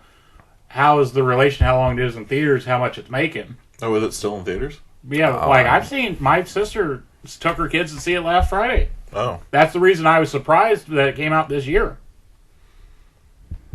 Okay, closing out 2024. Any final thoughts before we do the reason why we did this podcast? Sonic 3 wasn't a box office winner. That's kind of a surprise. That does surprise me. Well, did that come out this year? Yeah, it came out when Moana came out.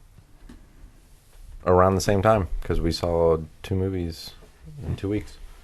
Okay, 2025, 40 days. Dogman. We are 40 days into 2025. Okay. Tyler wanted to do reviews of upcoming movies, reviews of the trailers. Want to talk about upcoming movies.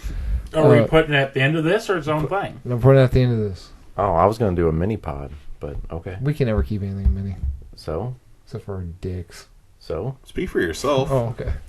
I had a lot to say. Then say it. Let's go. I don't want to What'd say you it. say about my dick? Okay, so what are we going to talk about? Superman trailer? Whatever trailer you want to talk about. Okay, so let's start with the Superman trailer. Coming out in 2025. Is it 2025? I'm gonna go look Okay. at it. I'm gonna look it up. Superman trailer, I think, looks amazing. I'm super excited to see Crypto. I don't care what people say where they're like, He's adorable. It's not the right dog. It's a comic book dog. It's an adorable, shaggy dog that that would love you more than a purebred because its brain is deformed. And then you've got people that are like, Superman's bleeding. And it's like, which do you want? You complain that Superman's like he's overpowered, and then you complain that Superman is bleeding. Do you want what? July 11th. Yeah. Okay. One comes out on my anniversary, one comes out on my birthday. Okay. But Are you finished? I'm still talking about it. Okay. I mean, I the only thing that I don't really like is I don't like his hair as Clark Kent. It looks like a very bad wig tossed on top of his head. I will admit that. But it gives it more of that, okay, how can he pretend he's somebody else just by wearing glasses? The hair and the glasses, I could say, unless I'm actually really looking at them side by side. But it looks fake. But who has the worst wig in the movie? The only reason Guy Gardner's hair looks bad is because it's too light red. It's washed out. Okay. I mean, no. No bowl cut looks good, whether you're Guy Gardner or Lloyd Christmas. No bowl cut looks good. But I would like it a little bit more if it was a little bit darker red. And that's fair. For me, it doesn't look like Nathan Fillion. To me, when I first saw that, I'm like, Woody Harrelson is Guy Gardner? Because that's the way he looks when he's doing that fucking sneer. Like, it's just a Woody Harrelson like look with the bowl cut and everything, and I'm like, God, it looks terrible. I do like that they're doing Guy Gardner and not a Hal Jordan Green Lantern.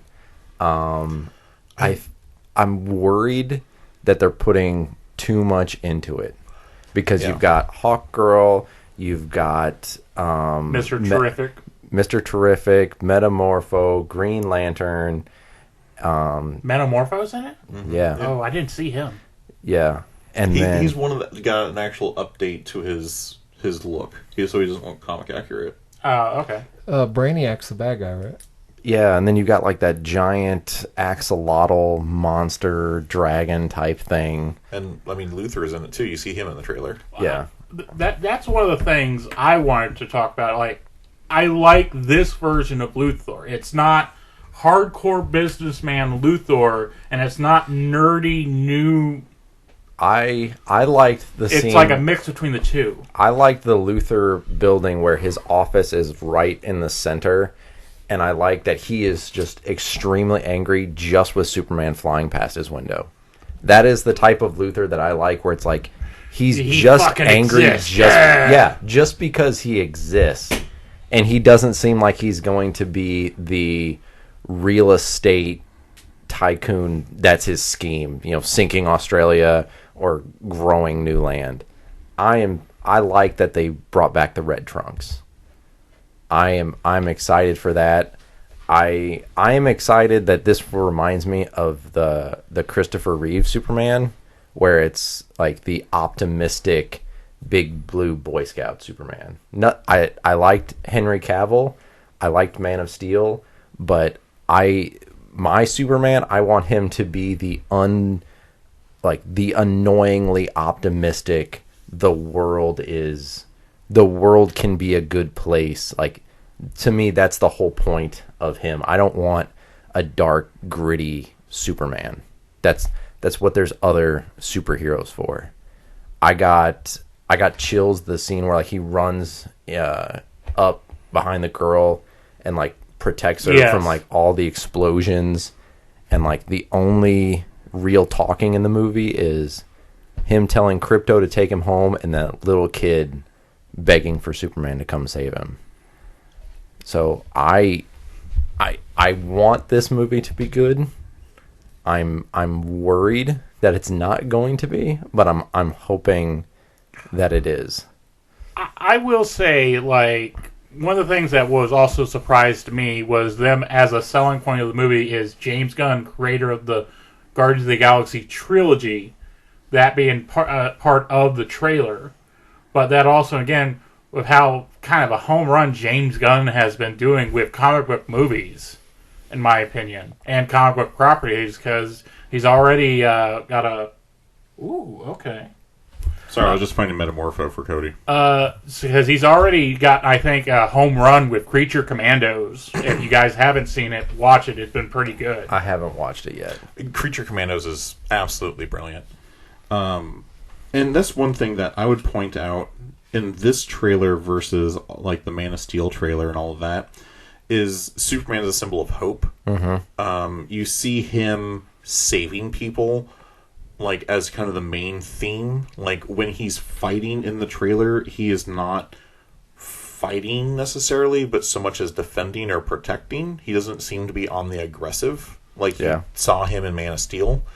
And I think that's pretty important to the core of Superman. So when you're talking about like the writing and the direction and the production, I'm really sold on the movie. Yeah. My quibbles is, and I agree with you that there may be a lot going on in it. Mm-hmm. But my main quibbles is that I don't care for the Superman actor. I don't like the way he looks as Superman. I like him as Clark Kent. Mm-hmm. But when I see him in that suit, he doesn't look like Superman to me that I know from the comics or anything like that. He looks like, to me, the Superman from like the CW shows. And it doesn't really resonate to me as this is what Superman should look like. Because Superman always had that really strong jaw, and this guy doesn't. He, I know that as Clark Kent, he's supposed to be like mild-mannered or whatever, but Superman's always been fucking built. Mm-hmm. And he doesn't really come across as that muscle boy that Henry Cavill did. And then Guy Gardner just looks fucking awful. But I can get past those things. Those are things that a good writing or good storytelling will push me past. Just those are kind of my instincts there. But the hopeful nature of it, the way that trailer is built and shot gives me chills. I just watched it again without the audio so I could show Cody a Metamorph. And the scenes where like the dog is dragging him, he saves the girl, when he's walking into the police station and he gets the trash thrown into the back of his head, all of those still gave me chills. And that is with the audio completely cut out. So that is a sign of a really, really strong trailer. I watched this. I made my kids watch this, and I asked if they had any notes that they That's illegal in most countries. that they wanted me to bring on the podcast. And my youngest had 2 notes, and that was when Lex Luthor showed up. My youngest went, haha, he's bald. And when Metamorpho showed up, he went, haha, he's bald too. And then, there was one more. It was, you'll appreciate this. Guy Gardner came on screen, and he went, he looks weird. He's like, he's not Green Lantern. And I was like, no, he is. He is in this one. Okay. But I'm excited for it. I remember I sent you a message, and I blew up your phone, and you were being a dick and didn't respond to me. But I was like, I'm super excited. Like, it's not because I love Superman. I do. It was just one of those things where I was like, this is the first comic book movie in a long time that I'm like super excited to go see. I will say, too, one of my problems why I haven't been a DC fan outside of the animated shows is specifically because for the first time in a while, the commercial has some amount of daylight, some amount of life, some amount of fucking actual color, in my opinion, to it. It actually feels like it has life instead of trying to be moody and dark. I mean, you do realize they shot it in black and white. That's why there was no light, no color in that one movie. You told me I was colorblind. Well, that too. If you watch the movie with your eyes open, it's a whole different experience, Cody. Yeah. Oh, fuck. I mean, You cannot tell me that doesn't look like Woody Harrelson. It does. That's hot. It is. Right? I'm glad they are doing Guy Gardner though. I hope they comment on how dumb his hair looks in the movie. Oh, they have to. I hope that he walks in and someone's just like, a bowl cut? What is this, 1990? I know it's not the right movie for it, but I really want him to get uppercutted into space. The last comment I have is I don't know how I feel about Mr. Terrific. I don't know a lot about the character. I've seen the CW version. I think it's hard for me to wrap my head around someone being a cool hero with a blacked out T on their face. I can see that. And Going for the common and accurate part of this has been kind of the hard pill to swallow on some of these stuff. Like, because you have the bowl cut, then you have, his costume is literally just a giant T on his face and a leather jacket. And I mean, I like weird super, like, I was outrageously happy when they did Ragman on Arrow. Mm-hmm. And I was like, but then after a while I was just like, okay, this is really kind of dumb. So I don't know. I go back and forth. Maybe they'll make him a character that I like. I don't know. Well, and that was part of the conversation me and Daniel had about it. Like, maybe this is a counter movement on James Gunn's part of like, okay, you complain that it's not comic accurate. Okay, I'm going to show you why we might not do exact comic accurate shit. Hey, he had the balls to do Starro and the Suicide Squad. So, and I didn't. I mean, it was weird, but it worked in my opinion. Well, no, it was fine. And like, if anything, that movie shows that you can let your hair down and do crazy and kooky costumes and people will get behind it. Because you had Starro in crazy costume, you had Peacemaker in this weird fucking outfit, and like, it worked. And like, Creature Commandos is fantastic, and it's, some comic accurate stuff. I know it's animated, but still it works. The Guardians of the Galaxy, that all fucking works. And, we have a talking raccoon in a giant fucking tree. Like, you can make this stuff, and the comic viewers will go to see it. And to me, it's not the bowl cut or the costume. It's totally like that weird face that Nathan Fillion's making.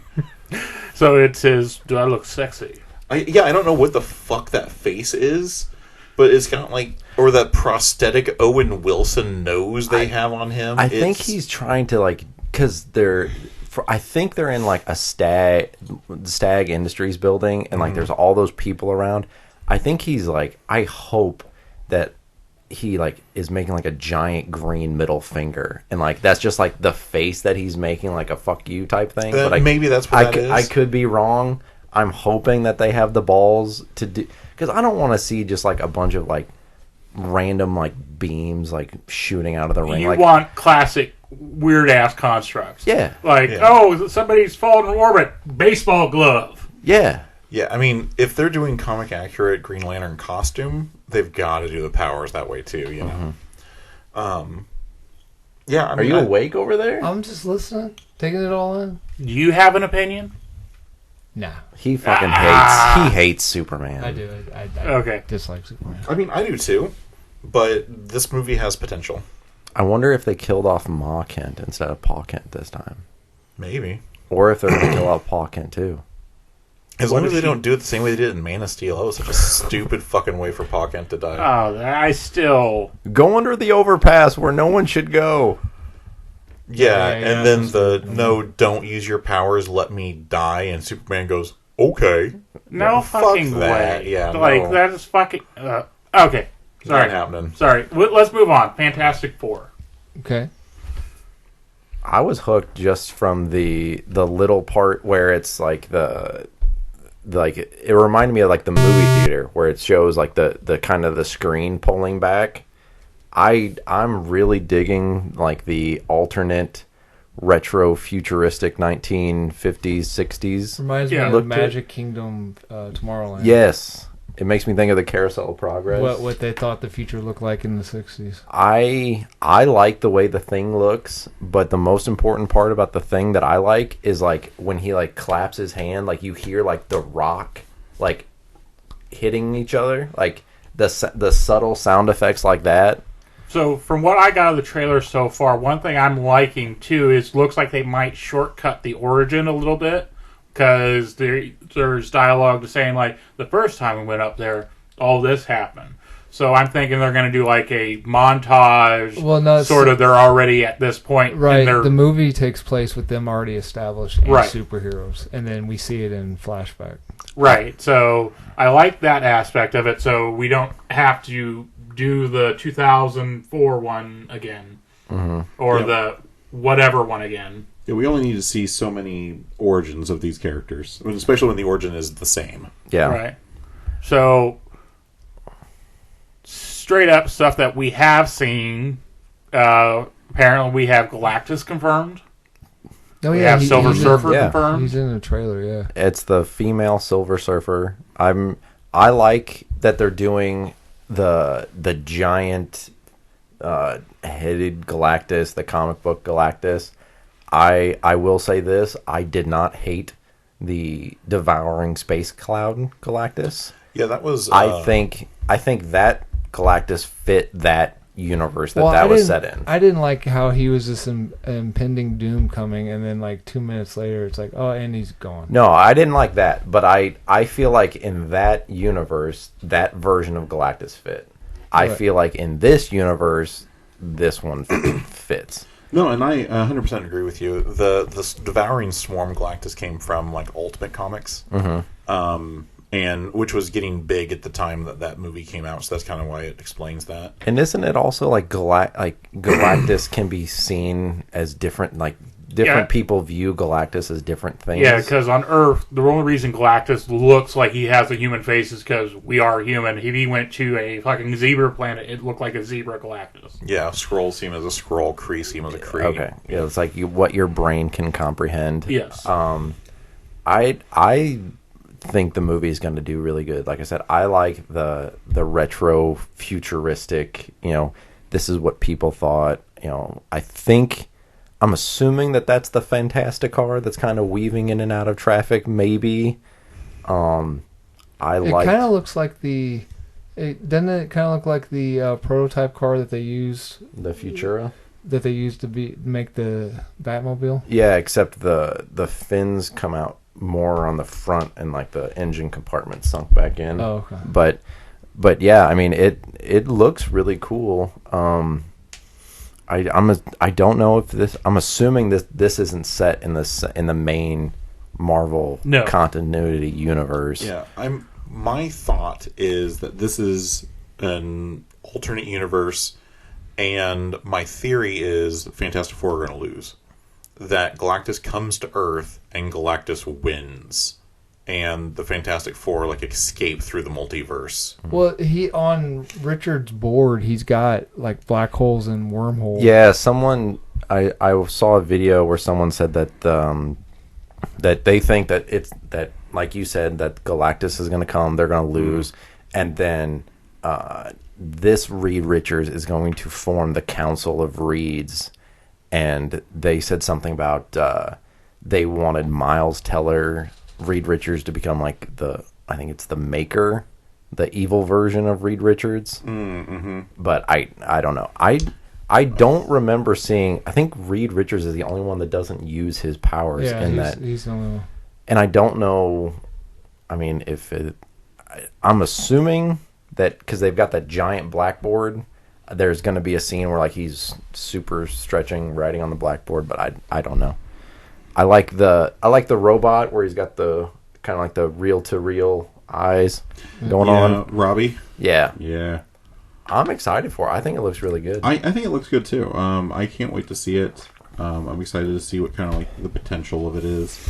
I like the blue and white costumes. Yeah, they're classic. Not. I mean, I guess they are kind of like jumpsuits, but they at the same time they don't look like they don't seem out of place in the time frame they're in. The skin tight. I wanted Sue Storm's 1980s really over sexualized outfit, like the belly cut out and the floor on the chest is cut out. Well, what was it? One thing I have what I've liked a lot about the trailer is it seemed to have this sort of family feeling to it. It feels like they're actually a family with the cooking scenes and them like talking about like so and so like how he's worried and whatnot. And well, isn't that the whole thing? They're Marvel's first family. Right. I mean, that's definitely the point. And like, I mean, Sue and Johnny are brother and sister, and then Right. Reed and Sue are married. So like, you have like a real family component there. yeah, but it's actually being brought to the forefront of just like, hey, we live together. Absolutely. No, I 100% agree with you that they have a really good dynamic there. The only thing that, again, my one quibits with this, and this is a real small bitch, is it sounds like Ben doesn't have his Brooklyn accent. Mm-hmm. And that was always a very important part of his particular character, was that Brooklyn, I'm a boy from Brooklyn kind of thing. Well, what if it's this spin? We technically haven't seen him angry in the. What if it's like he's from Brooklyn, but he spent a lot of time away. But only when he gets real mad does the Brooklyn come out. And that's certainly possible. I think in the trailer they show, and I've been rewatching it without the audio, but they show him like walking down the street, and they show him and Reed before they take off, and it looks like he's going to be of like Asian descent of some kind before he gets transformed.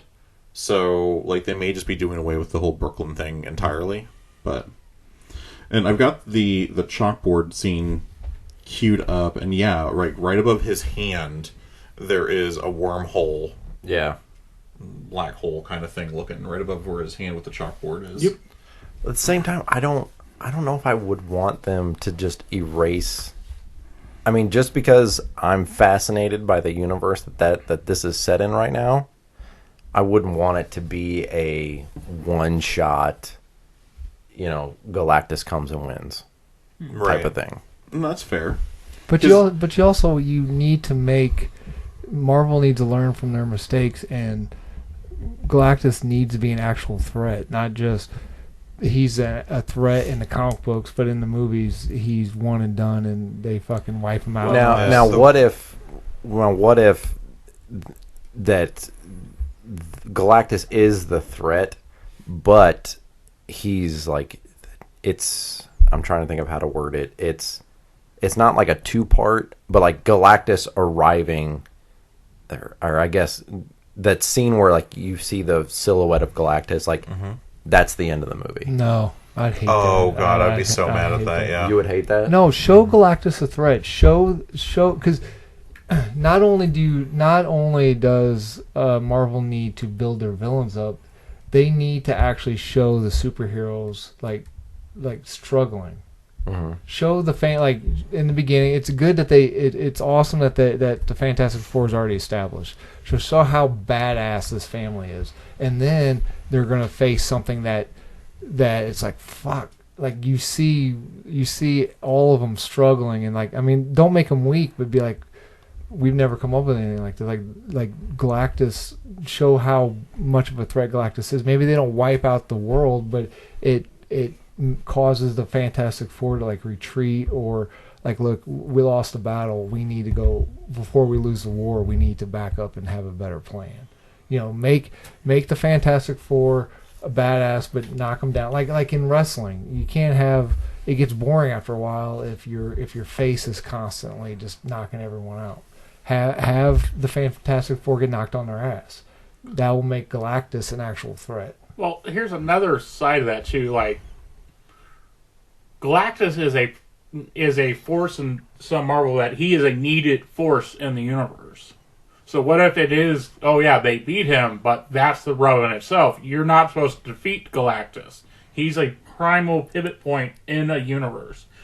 Stuff is supposed to get destroyed to make room for new stuff. And I want that stupid little looking Ultimate Nullifier looking little gadget they use. It looks like a really shitty looking TV remote. Oh, the Ultimate Nullifier? Yeah. Okay, so would you do it? So to me, since Galactus is such a big villain, would you have to do it like you would have to do it Thanos style, Infinity War ending, to where not necessarily that they lost, but like you couldn't just, in my opinion, you can't just have Galactus come in, they fight, and they either win or lose. Like it's not like a one and done type of villain. Am I the only person in thinking that?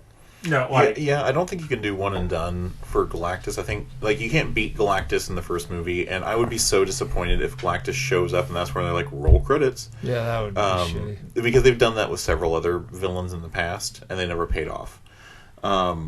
If I were doing the movie, what I would do is, and this is kind of disappointing because I agree with you that the world that they've crafted in that trailer is already very interesting with the retro future tech. But I think what you do is you have like Galactus is bearing down. They fight throughout the movie, fight him and Silver Surfer, and nothing's really working out for him. And they start realizing that this is more than an Earth problem, that this is a galactic problem.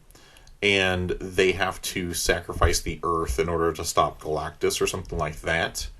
And that's end up what they do. And they I don't know, set the Earth to explode or some ridiculous bullshit like that. And the entire movie is them trying to evacuate as many people as possible off the Earth. And then like the Earth exploding kills Galactus or stops Galactus or whatever. And they have to do like a portal jump. And then you can set up like almost like a new Asgard like storyline, because that's what happens in the comics is that Asgard gets destroyed, so they set up in Kansas or some shit like that. Might be Nebraska. But you could set up that storyline with these are the refugees from the Fantastic Four's planet. Gotcha. You know? And that's how I would shoot it, and I don't know if that's the right way to do it, but that's kind of like if you're trying to get the Fantastic Four into the Marvel MCU, and still want to show the Fantastic Four as credible villain or credible heroes and Galactus as a credible threat. I mean, that's how you save everybody there. Do you think Silver Surfer is going to have the tummy TV like the last time? Oh God, I hope not. one thing that I did notice, and I want your guys' opinion on, I did not see one mention or hint of Doctor Doom. Yes, I agree with that. I didn't see a single one in this trailer. But isn't Downey Jr. in the cast for this? I don't No, know. if he is, I don't know. There's no way. If he's in this movie, they didn't put it on the cast listing. I could be wrong. 'Cause I thought he wasn't showing up till Secret Wars. I don't think he's showing up till Doomsday. That's what I meant. Doomsday. Then I don't know. That makes me more anxious to see it. And almost on like a note where Superman had what I worry about too much going on, I'm a little worried that there's not enough going on in Fantastic Four. Because the characters you see the four of them, you see Robbie, and you see Galactus. And we know Silver Surfer's in it. But, we see her. Huh? We see her. No, you I think so. What I watched, I saw her. Where? Well, Yeah. who's John Malkovich's character? Supposedly Red Ghost. I don't know who that is. He's I'm a not- guy that controls monkeys. Okay. That's all I can say. Here, stop it when you see Silver Surfer so I can see her, because I did not see her at all. You may have saw, because there was a tag at the end of the trailer, he may have saw like an AI generated. Oh, could be. But like, so that's what we know. We have those 6 characters, and there's nothing else going on in the movie. Like, there's going to be some big surprises or some big reveals, or the movie's going to have a whole lot not going on. What if John Malkovich is their universe's Doomsday or Doctor Doom, and they have to make a jump to get a different Doctor Doom? Robert Downey Jr. will appear as Doctor Doom in a post-credit scene for his debut in Avengers Doomsday. This is the first time for Marvel that a post-credit sequence was announced ahead of the film's release. That's on IMDb. Take that Okay, with I guess however I have much. a new trailer then. Take that with however much thoughts you will. One listed here is 3 days ago, a new trailer dropped for Fantastic Four. Yeah, because this is one I saw. Oh. Yeah, I think that might be the one I have queued up. We haven't. Yeah, okay. So, cutting news, we have brand new trailer that we respond to, like, real time. Weird. Weird. And of course, we have to watch it without the audio. Oh. Well, while we're doing that, we have one other one that might have seemed interesting. There's a new Jurassic Park trailer. I'm kind of over Jurassic Park movies. I liked Jurassic Park. I remember watching The Lost World once or twice. Jurassic Park 3. I think Jurassic World I've saw the most. That first one with Pratt. Yeah. I guess. Because I liked it because it was the actual park, like the park was going on. But then I haven't seen any of the other ones. I did have an idea for a prequel to Jurassic Park, and you're probably gonna think you're gonna hate this. Okay. So it's it's how they got the island. You come to find out that Richard Attenborough's character, what's his name? Go ahead. Anyway, right. The owner of the park. You find out the island that he picks. He picks that island for a reason because his family owns it, and you find out that his dad was Thurston Howell III, and it's Gilligan's Island, and like there's a big reveal where like they're on the island choosing it to be it, and like he like moves something over and it says the SS Minnow. And it's what are you doing? I'm trying to get to the Silver Surfer. It's in like the first 4 seconds. And there's also a lot of other scenes in the new trailer too. I'll watch it after because I have to hear the audio. I just saw the Silver Surfer. I will say, like, it is taking it to the next step of where man is fucking with monster dinosaur DNA again. Because apparently there's this new, more monstrous dinosaur that has a human-shaped sort of head. It's the dinosaurs that they gave her boobies. It's the dinosaurs that were too scary for the park. I want to know. So like they're trying to take the DNA from an egg, and at one point they're like rappelling down the side of a cliff, and then it looks like they're in like some like temple. No, they're inside. No, they're inside the cave. Yeah, but like it's got like temple-esque like columns and things like that. Maybe it's that. And I was like, what are you trying to do? And maybe it's just they can explain it away, but I don't know. I don't really have a thought on. I'm if curious. I wanted to watch it. Curious on how they're going to say, because it's all about the pterodactyls or whatever. It's like another island. I'm curious what their excuse is that they don't just fly away and terrorize the rest of the world. Well, because it's probably too far away. For those giant animals? Yeah, just because they can fly, I mean, they still like get tired and. Well, like, that and why they're not just going you? to explore. Yeah, they've got food there. Yeah, why would you? I mean, it's not like they have a reason to. Now, I would like it if it was like in Bermuda somewhere or like in the Bahamas, and like that's why all the ships sink in the Bermuda Triangle is that. Like, they sail into the hunting grounds for the pterodactyl thing. That'd be pretty funny. Right? Plus, you guys are missing the best part. What's that? Scarlett Johansson's the lead. I mean, that's cool. No, that's the best part. It's the only reason why I'm going to see it. So, my thoughts on Jurassic Park is, one, like, this is the first Jurassic Park that I've been excited to watch since the first one. None of the other ones have really like made me excited to go see them. Like I'll be like, okay, yeah, I guess I'll see it. If a lawyer does not get eaten on a fucking toilet, nothing. But also, I feel like the most recent one came out not too long ago, and 2 years ago, and here we're rebooting the entire franchise again. But I don't think they're rebooting it, are they? No, it's not a reboot. It's in the Jurassic World universe. You're saying because they're changing leads again. The movie's called Rebirth. Well, I think it's more of one of those soft reboots. Where it's a soft reboot, not a hard reboot. It's a reboot. It's still a reboot. It's a reboot, as in none of the characters that you love are coming back, but it's still a continuation of the story. Right. I'm not saying it's a hard reboot where they're erasing the storyline because they're keeping everything canon. Did they? But they are like whole new starting point for Jurassic World. Did they ever like come out and say like, oh hey, all these people that set up this park, their asses are in jail because tons of people died? No, what's his fuck? They talk about what's his fuck dying in the second one. He dies in the second No. I'm talking about after Jurassic World. Oh, right. There's a court case in the last one, and then do they talk about the?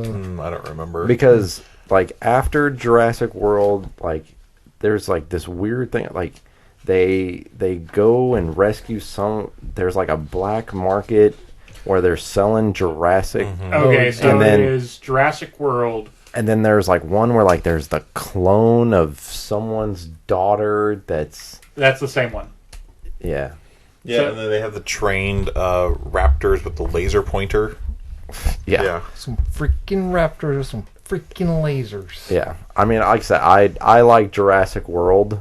I didn't watch any other ones after that because I liked it for that instinct, for those instances specifically because outside of just making dinosaurs, it gave credence to there was other applications that people were willing to put money into to actually fund it. Besides, oh, dinosaur, cool, even the other application side of it was what drew the other people in, not the dinosaur side.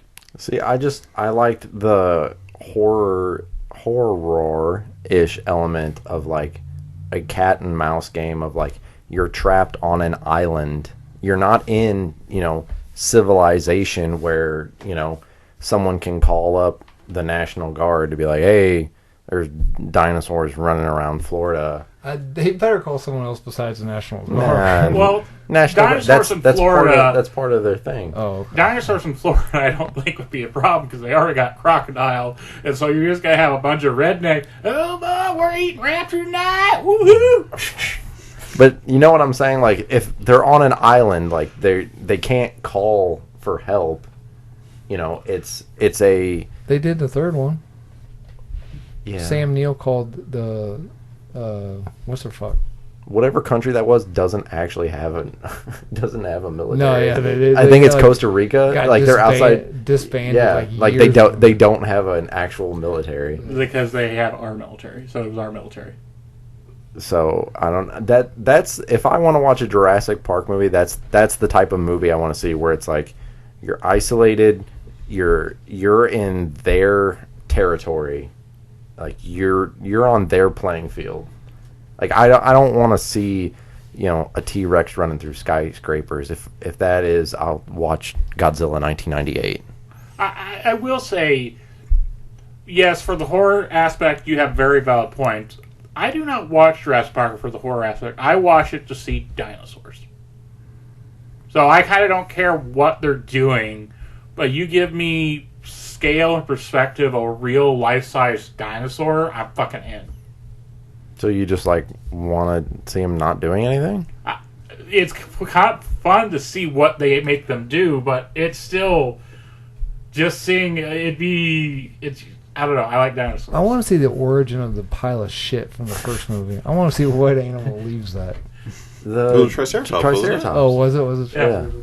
Yeah, that's why she was checking the Triceratops ship right next to the Oh, Triceratops. dream achieved. Dream achieved. There we go. Adam can die now. Yep.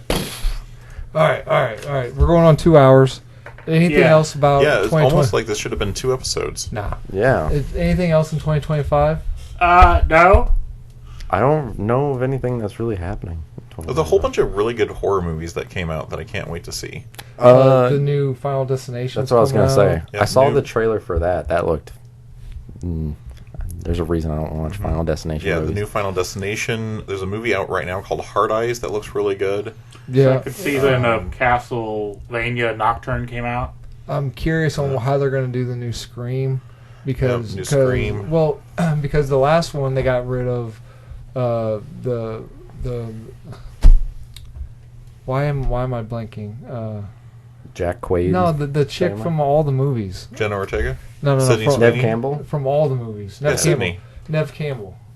I thought she said she was coming back. No, Matthew Lillard's coming back. They got rid of her in the newest one, but then while they were filming the newest movie, Jenna Ortega left. The other lady that they established as the new heroine, Billy Loomis's daughter. Billy Loomis, they got rid of her. So I'm like, where's this story going to go? Wait, they got rid of Jenna Ortega's character? She walked because they got rid of the other girl. Yeah. Oh, that's disappointing. Yeah. I really liked that. Like So- Jenna Ortega in the Scream. I like the idea of Billy Loomis's daughter. I'm like, this is kind of cool. Yeah. But I'm curious, unless this is all some sort of weird PR stunt, but supposedly, I don't remember why the Billy Loomis's daughter, she got kicked off the film. But Jenna Ortega is not in the new movie either. She left. So I'm like, so then they brought Nev Campbell back.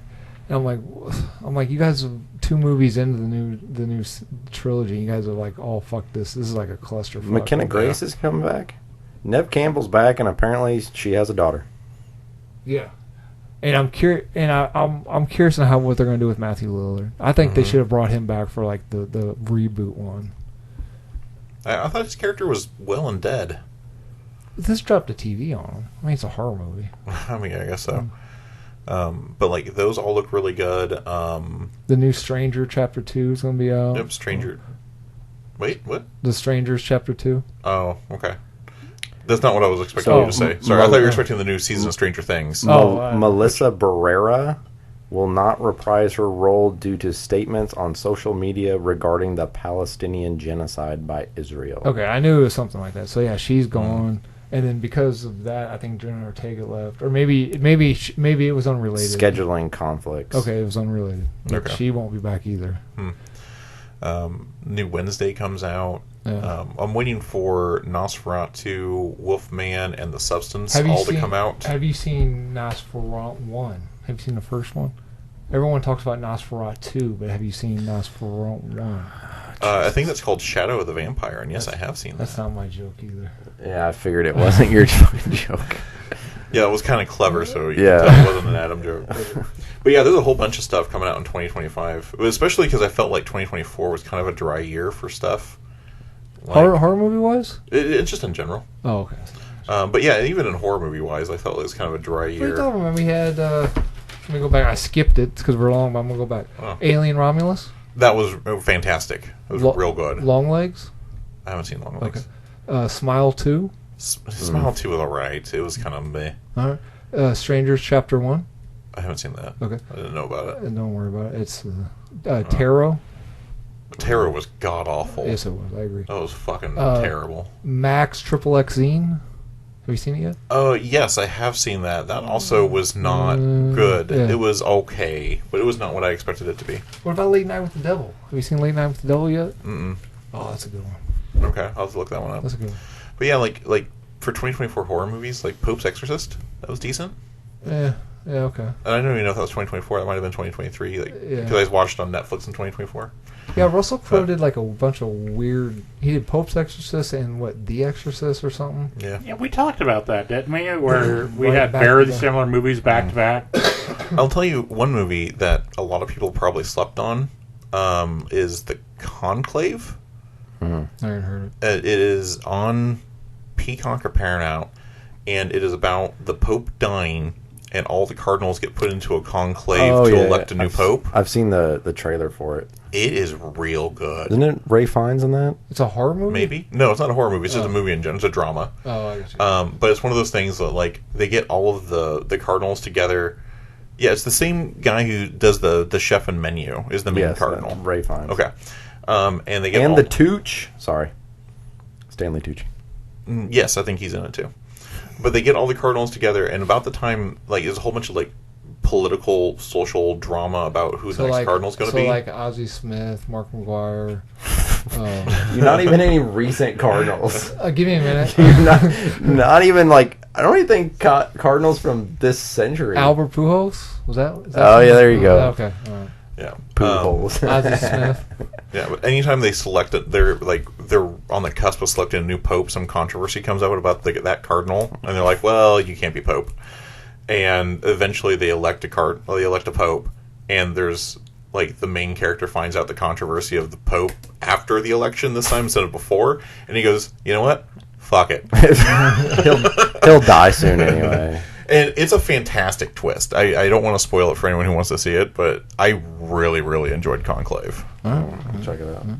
Or maybe it's Enclave? Conclave. Is it Conclave? Okay. Cody, Yeah, fantastic movie. closing comments. Cody's looking arguments. at porn over there. Any good No. porn coming out in 2025? Riley Reid is supposed to be becoming a legitimate actress now. Okay. I don't know she's who a that is. porn star. I am more interested in regular actresses becoming porn stars than porn stars becoming regular actresses. The only thing I'll say about porn stars becoming actresses is the Seth Rogen quote where he's I don't remember what movie it was. I think it was Zack and Miri Make a Porno. And he's like, it's a whole lot easier just to hire a porn star to take off her clothes because that's like not even the hardest thing that they've had to do all day. Are there any Transformers movies coming out? No. Not in the Bayverse. I didn't know if Transformers 1 was getting a sequel. As far as I know, it isn't. I think Transformers 1 did not do well enough to get a sequel. It wasn't on our list, though. Was it? It wasn't. It was not a success, but it wasn't a bomb.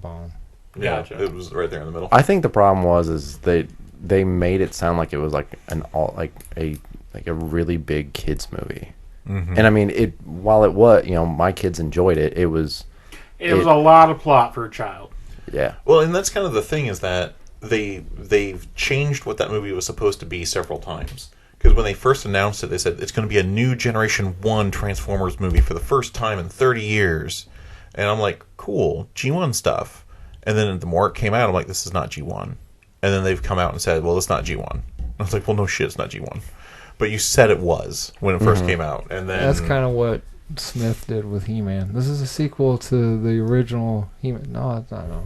What do you think about Jared Leto playing Skeletor?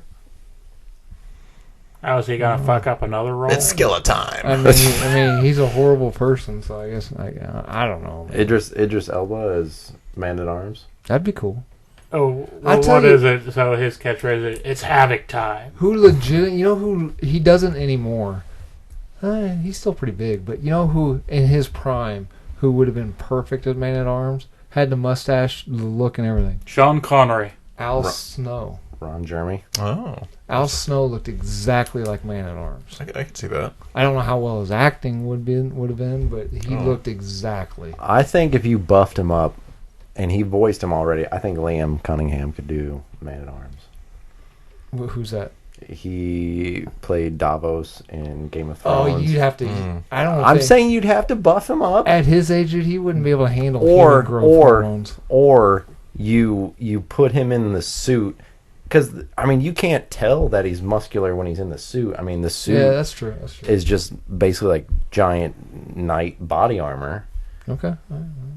Whenever I think of Man-at-Arms, I just hear the Kevin Smith, where it's like the most dangerous man in Eternia is not He-Man.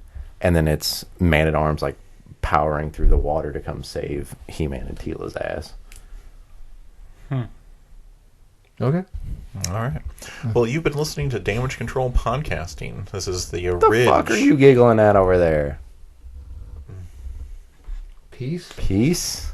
2 or 5 Roman numerals? Okay. It's a joke of Cody's own making. None of us will ever get it. All right, you've been listening to Orig, a Damage Control Podcasting production. Make sure you check out new episodes most Mondays on YouTube, Apple Podcasts, and SoundCloud. And make sure you check us out on social media on Facebook and Instagram. Thank you so much for listening, and please like, comment, and You subscribe. better hurry up. I only got 10 hours left on my smart card. Oh. Well, Adam? Push the button. No, push the button. Push Now.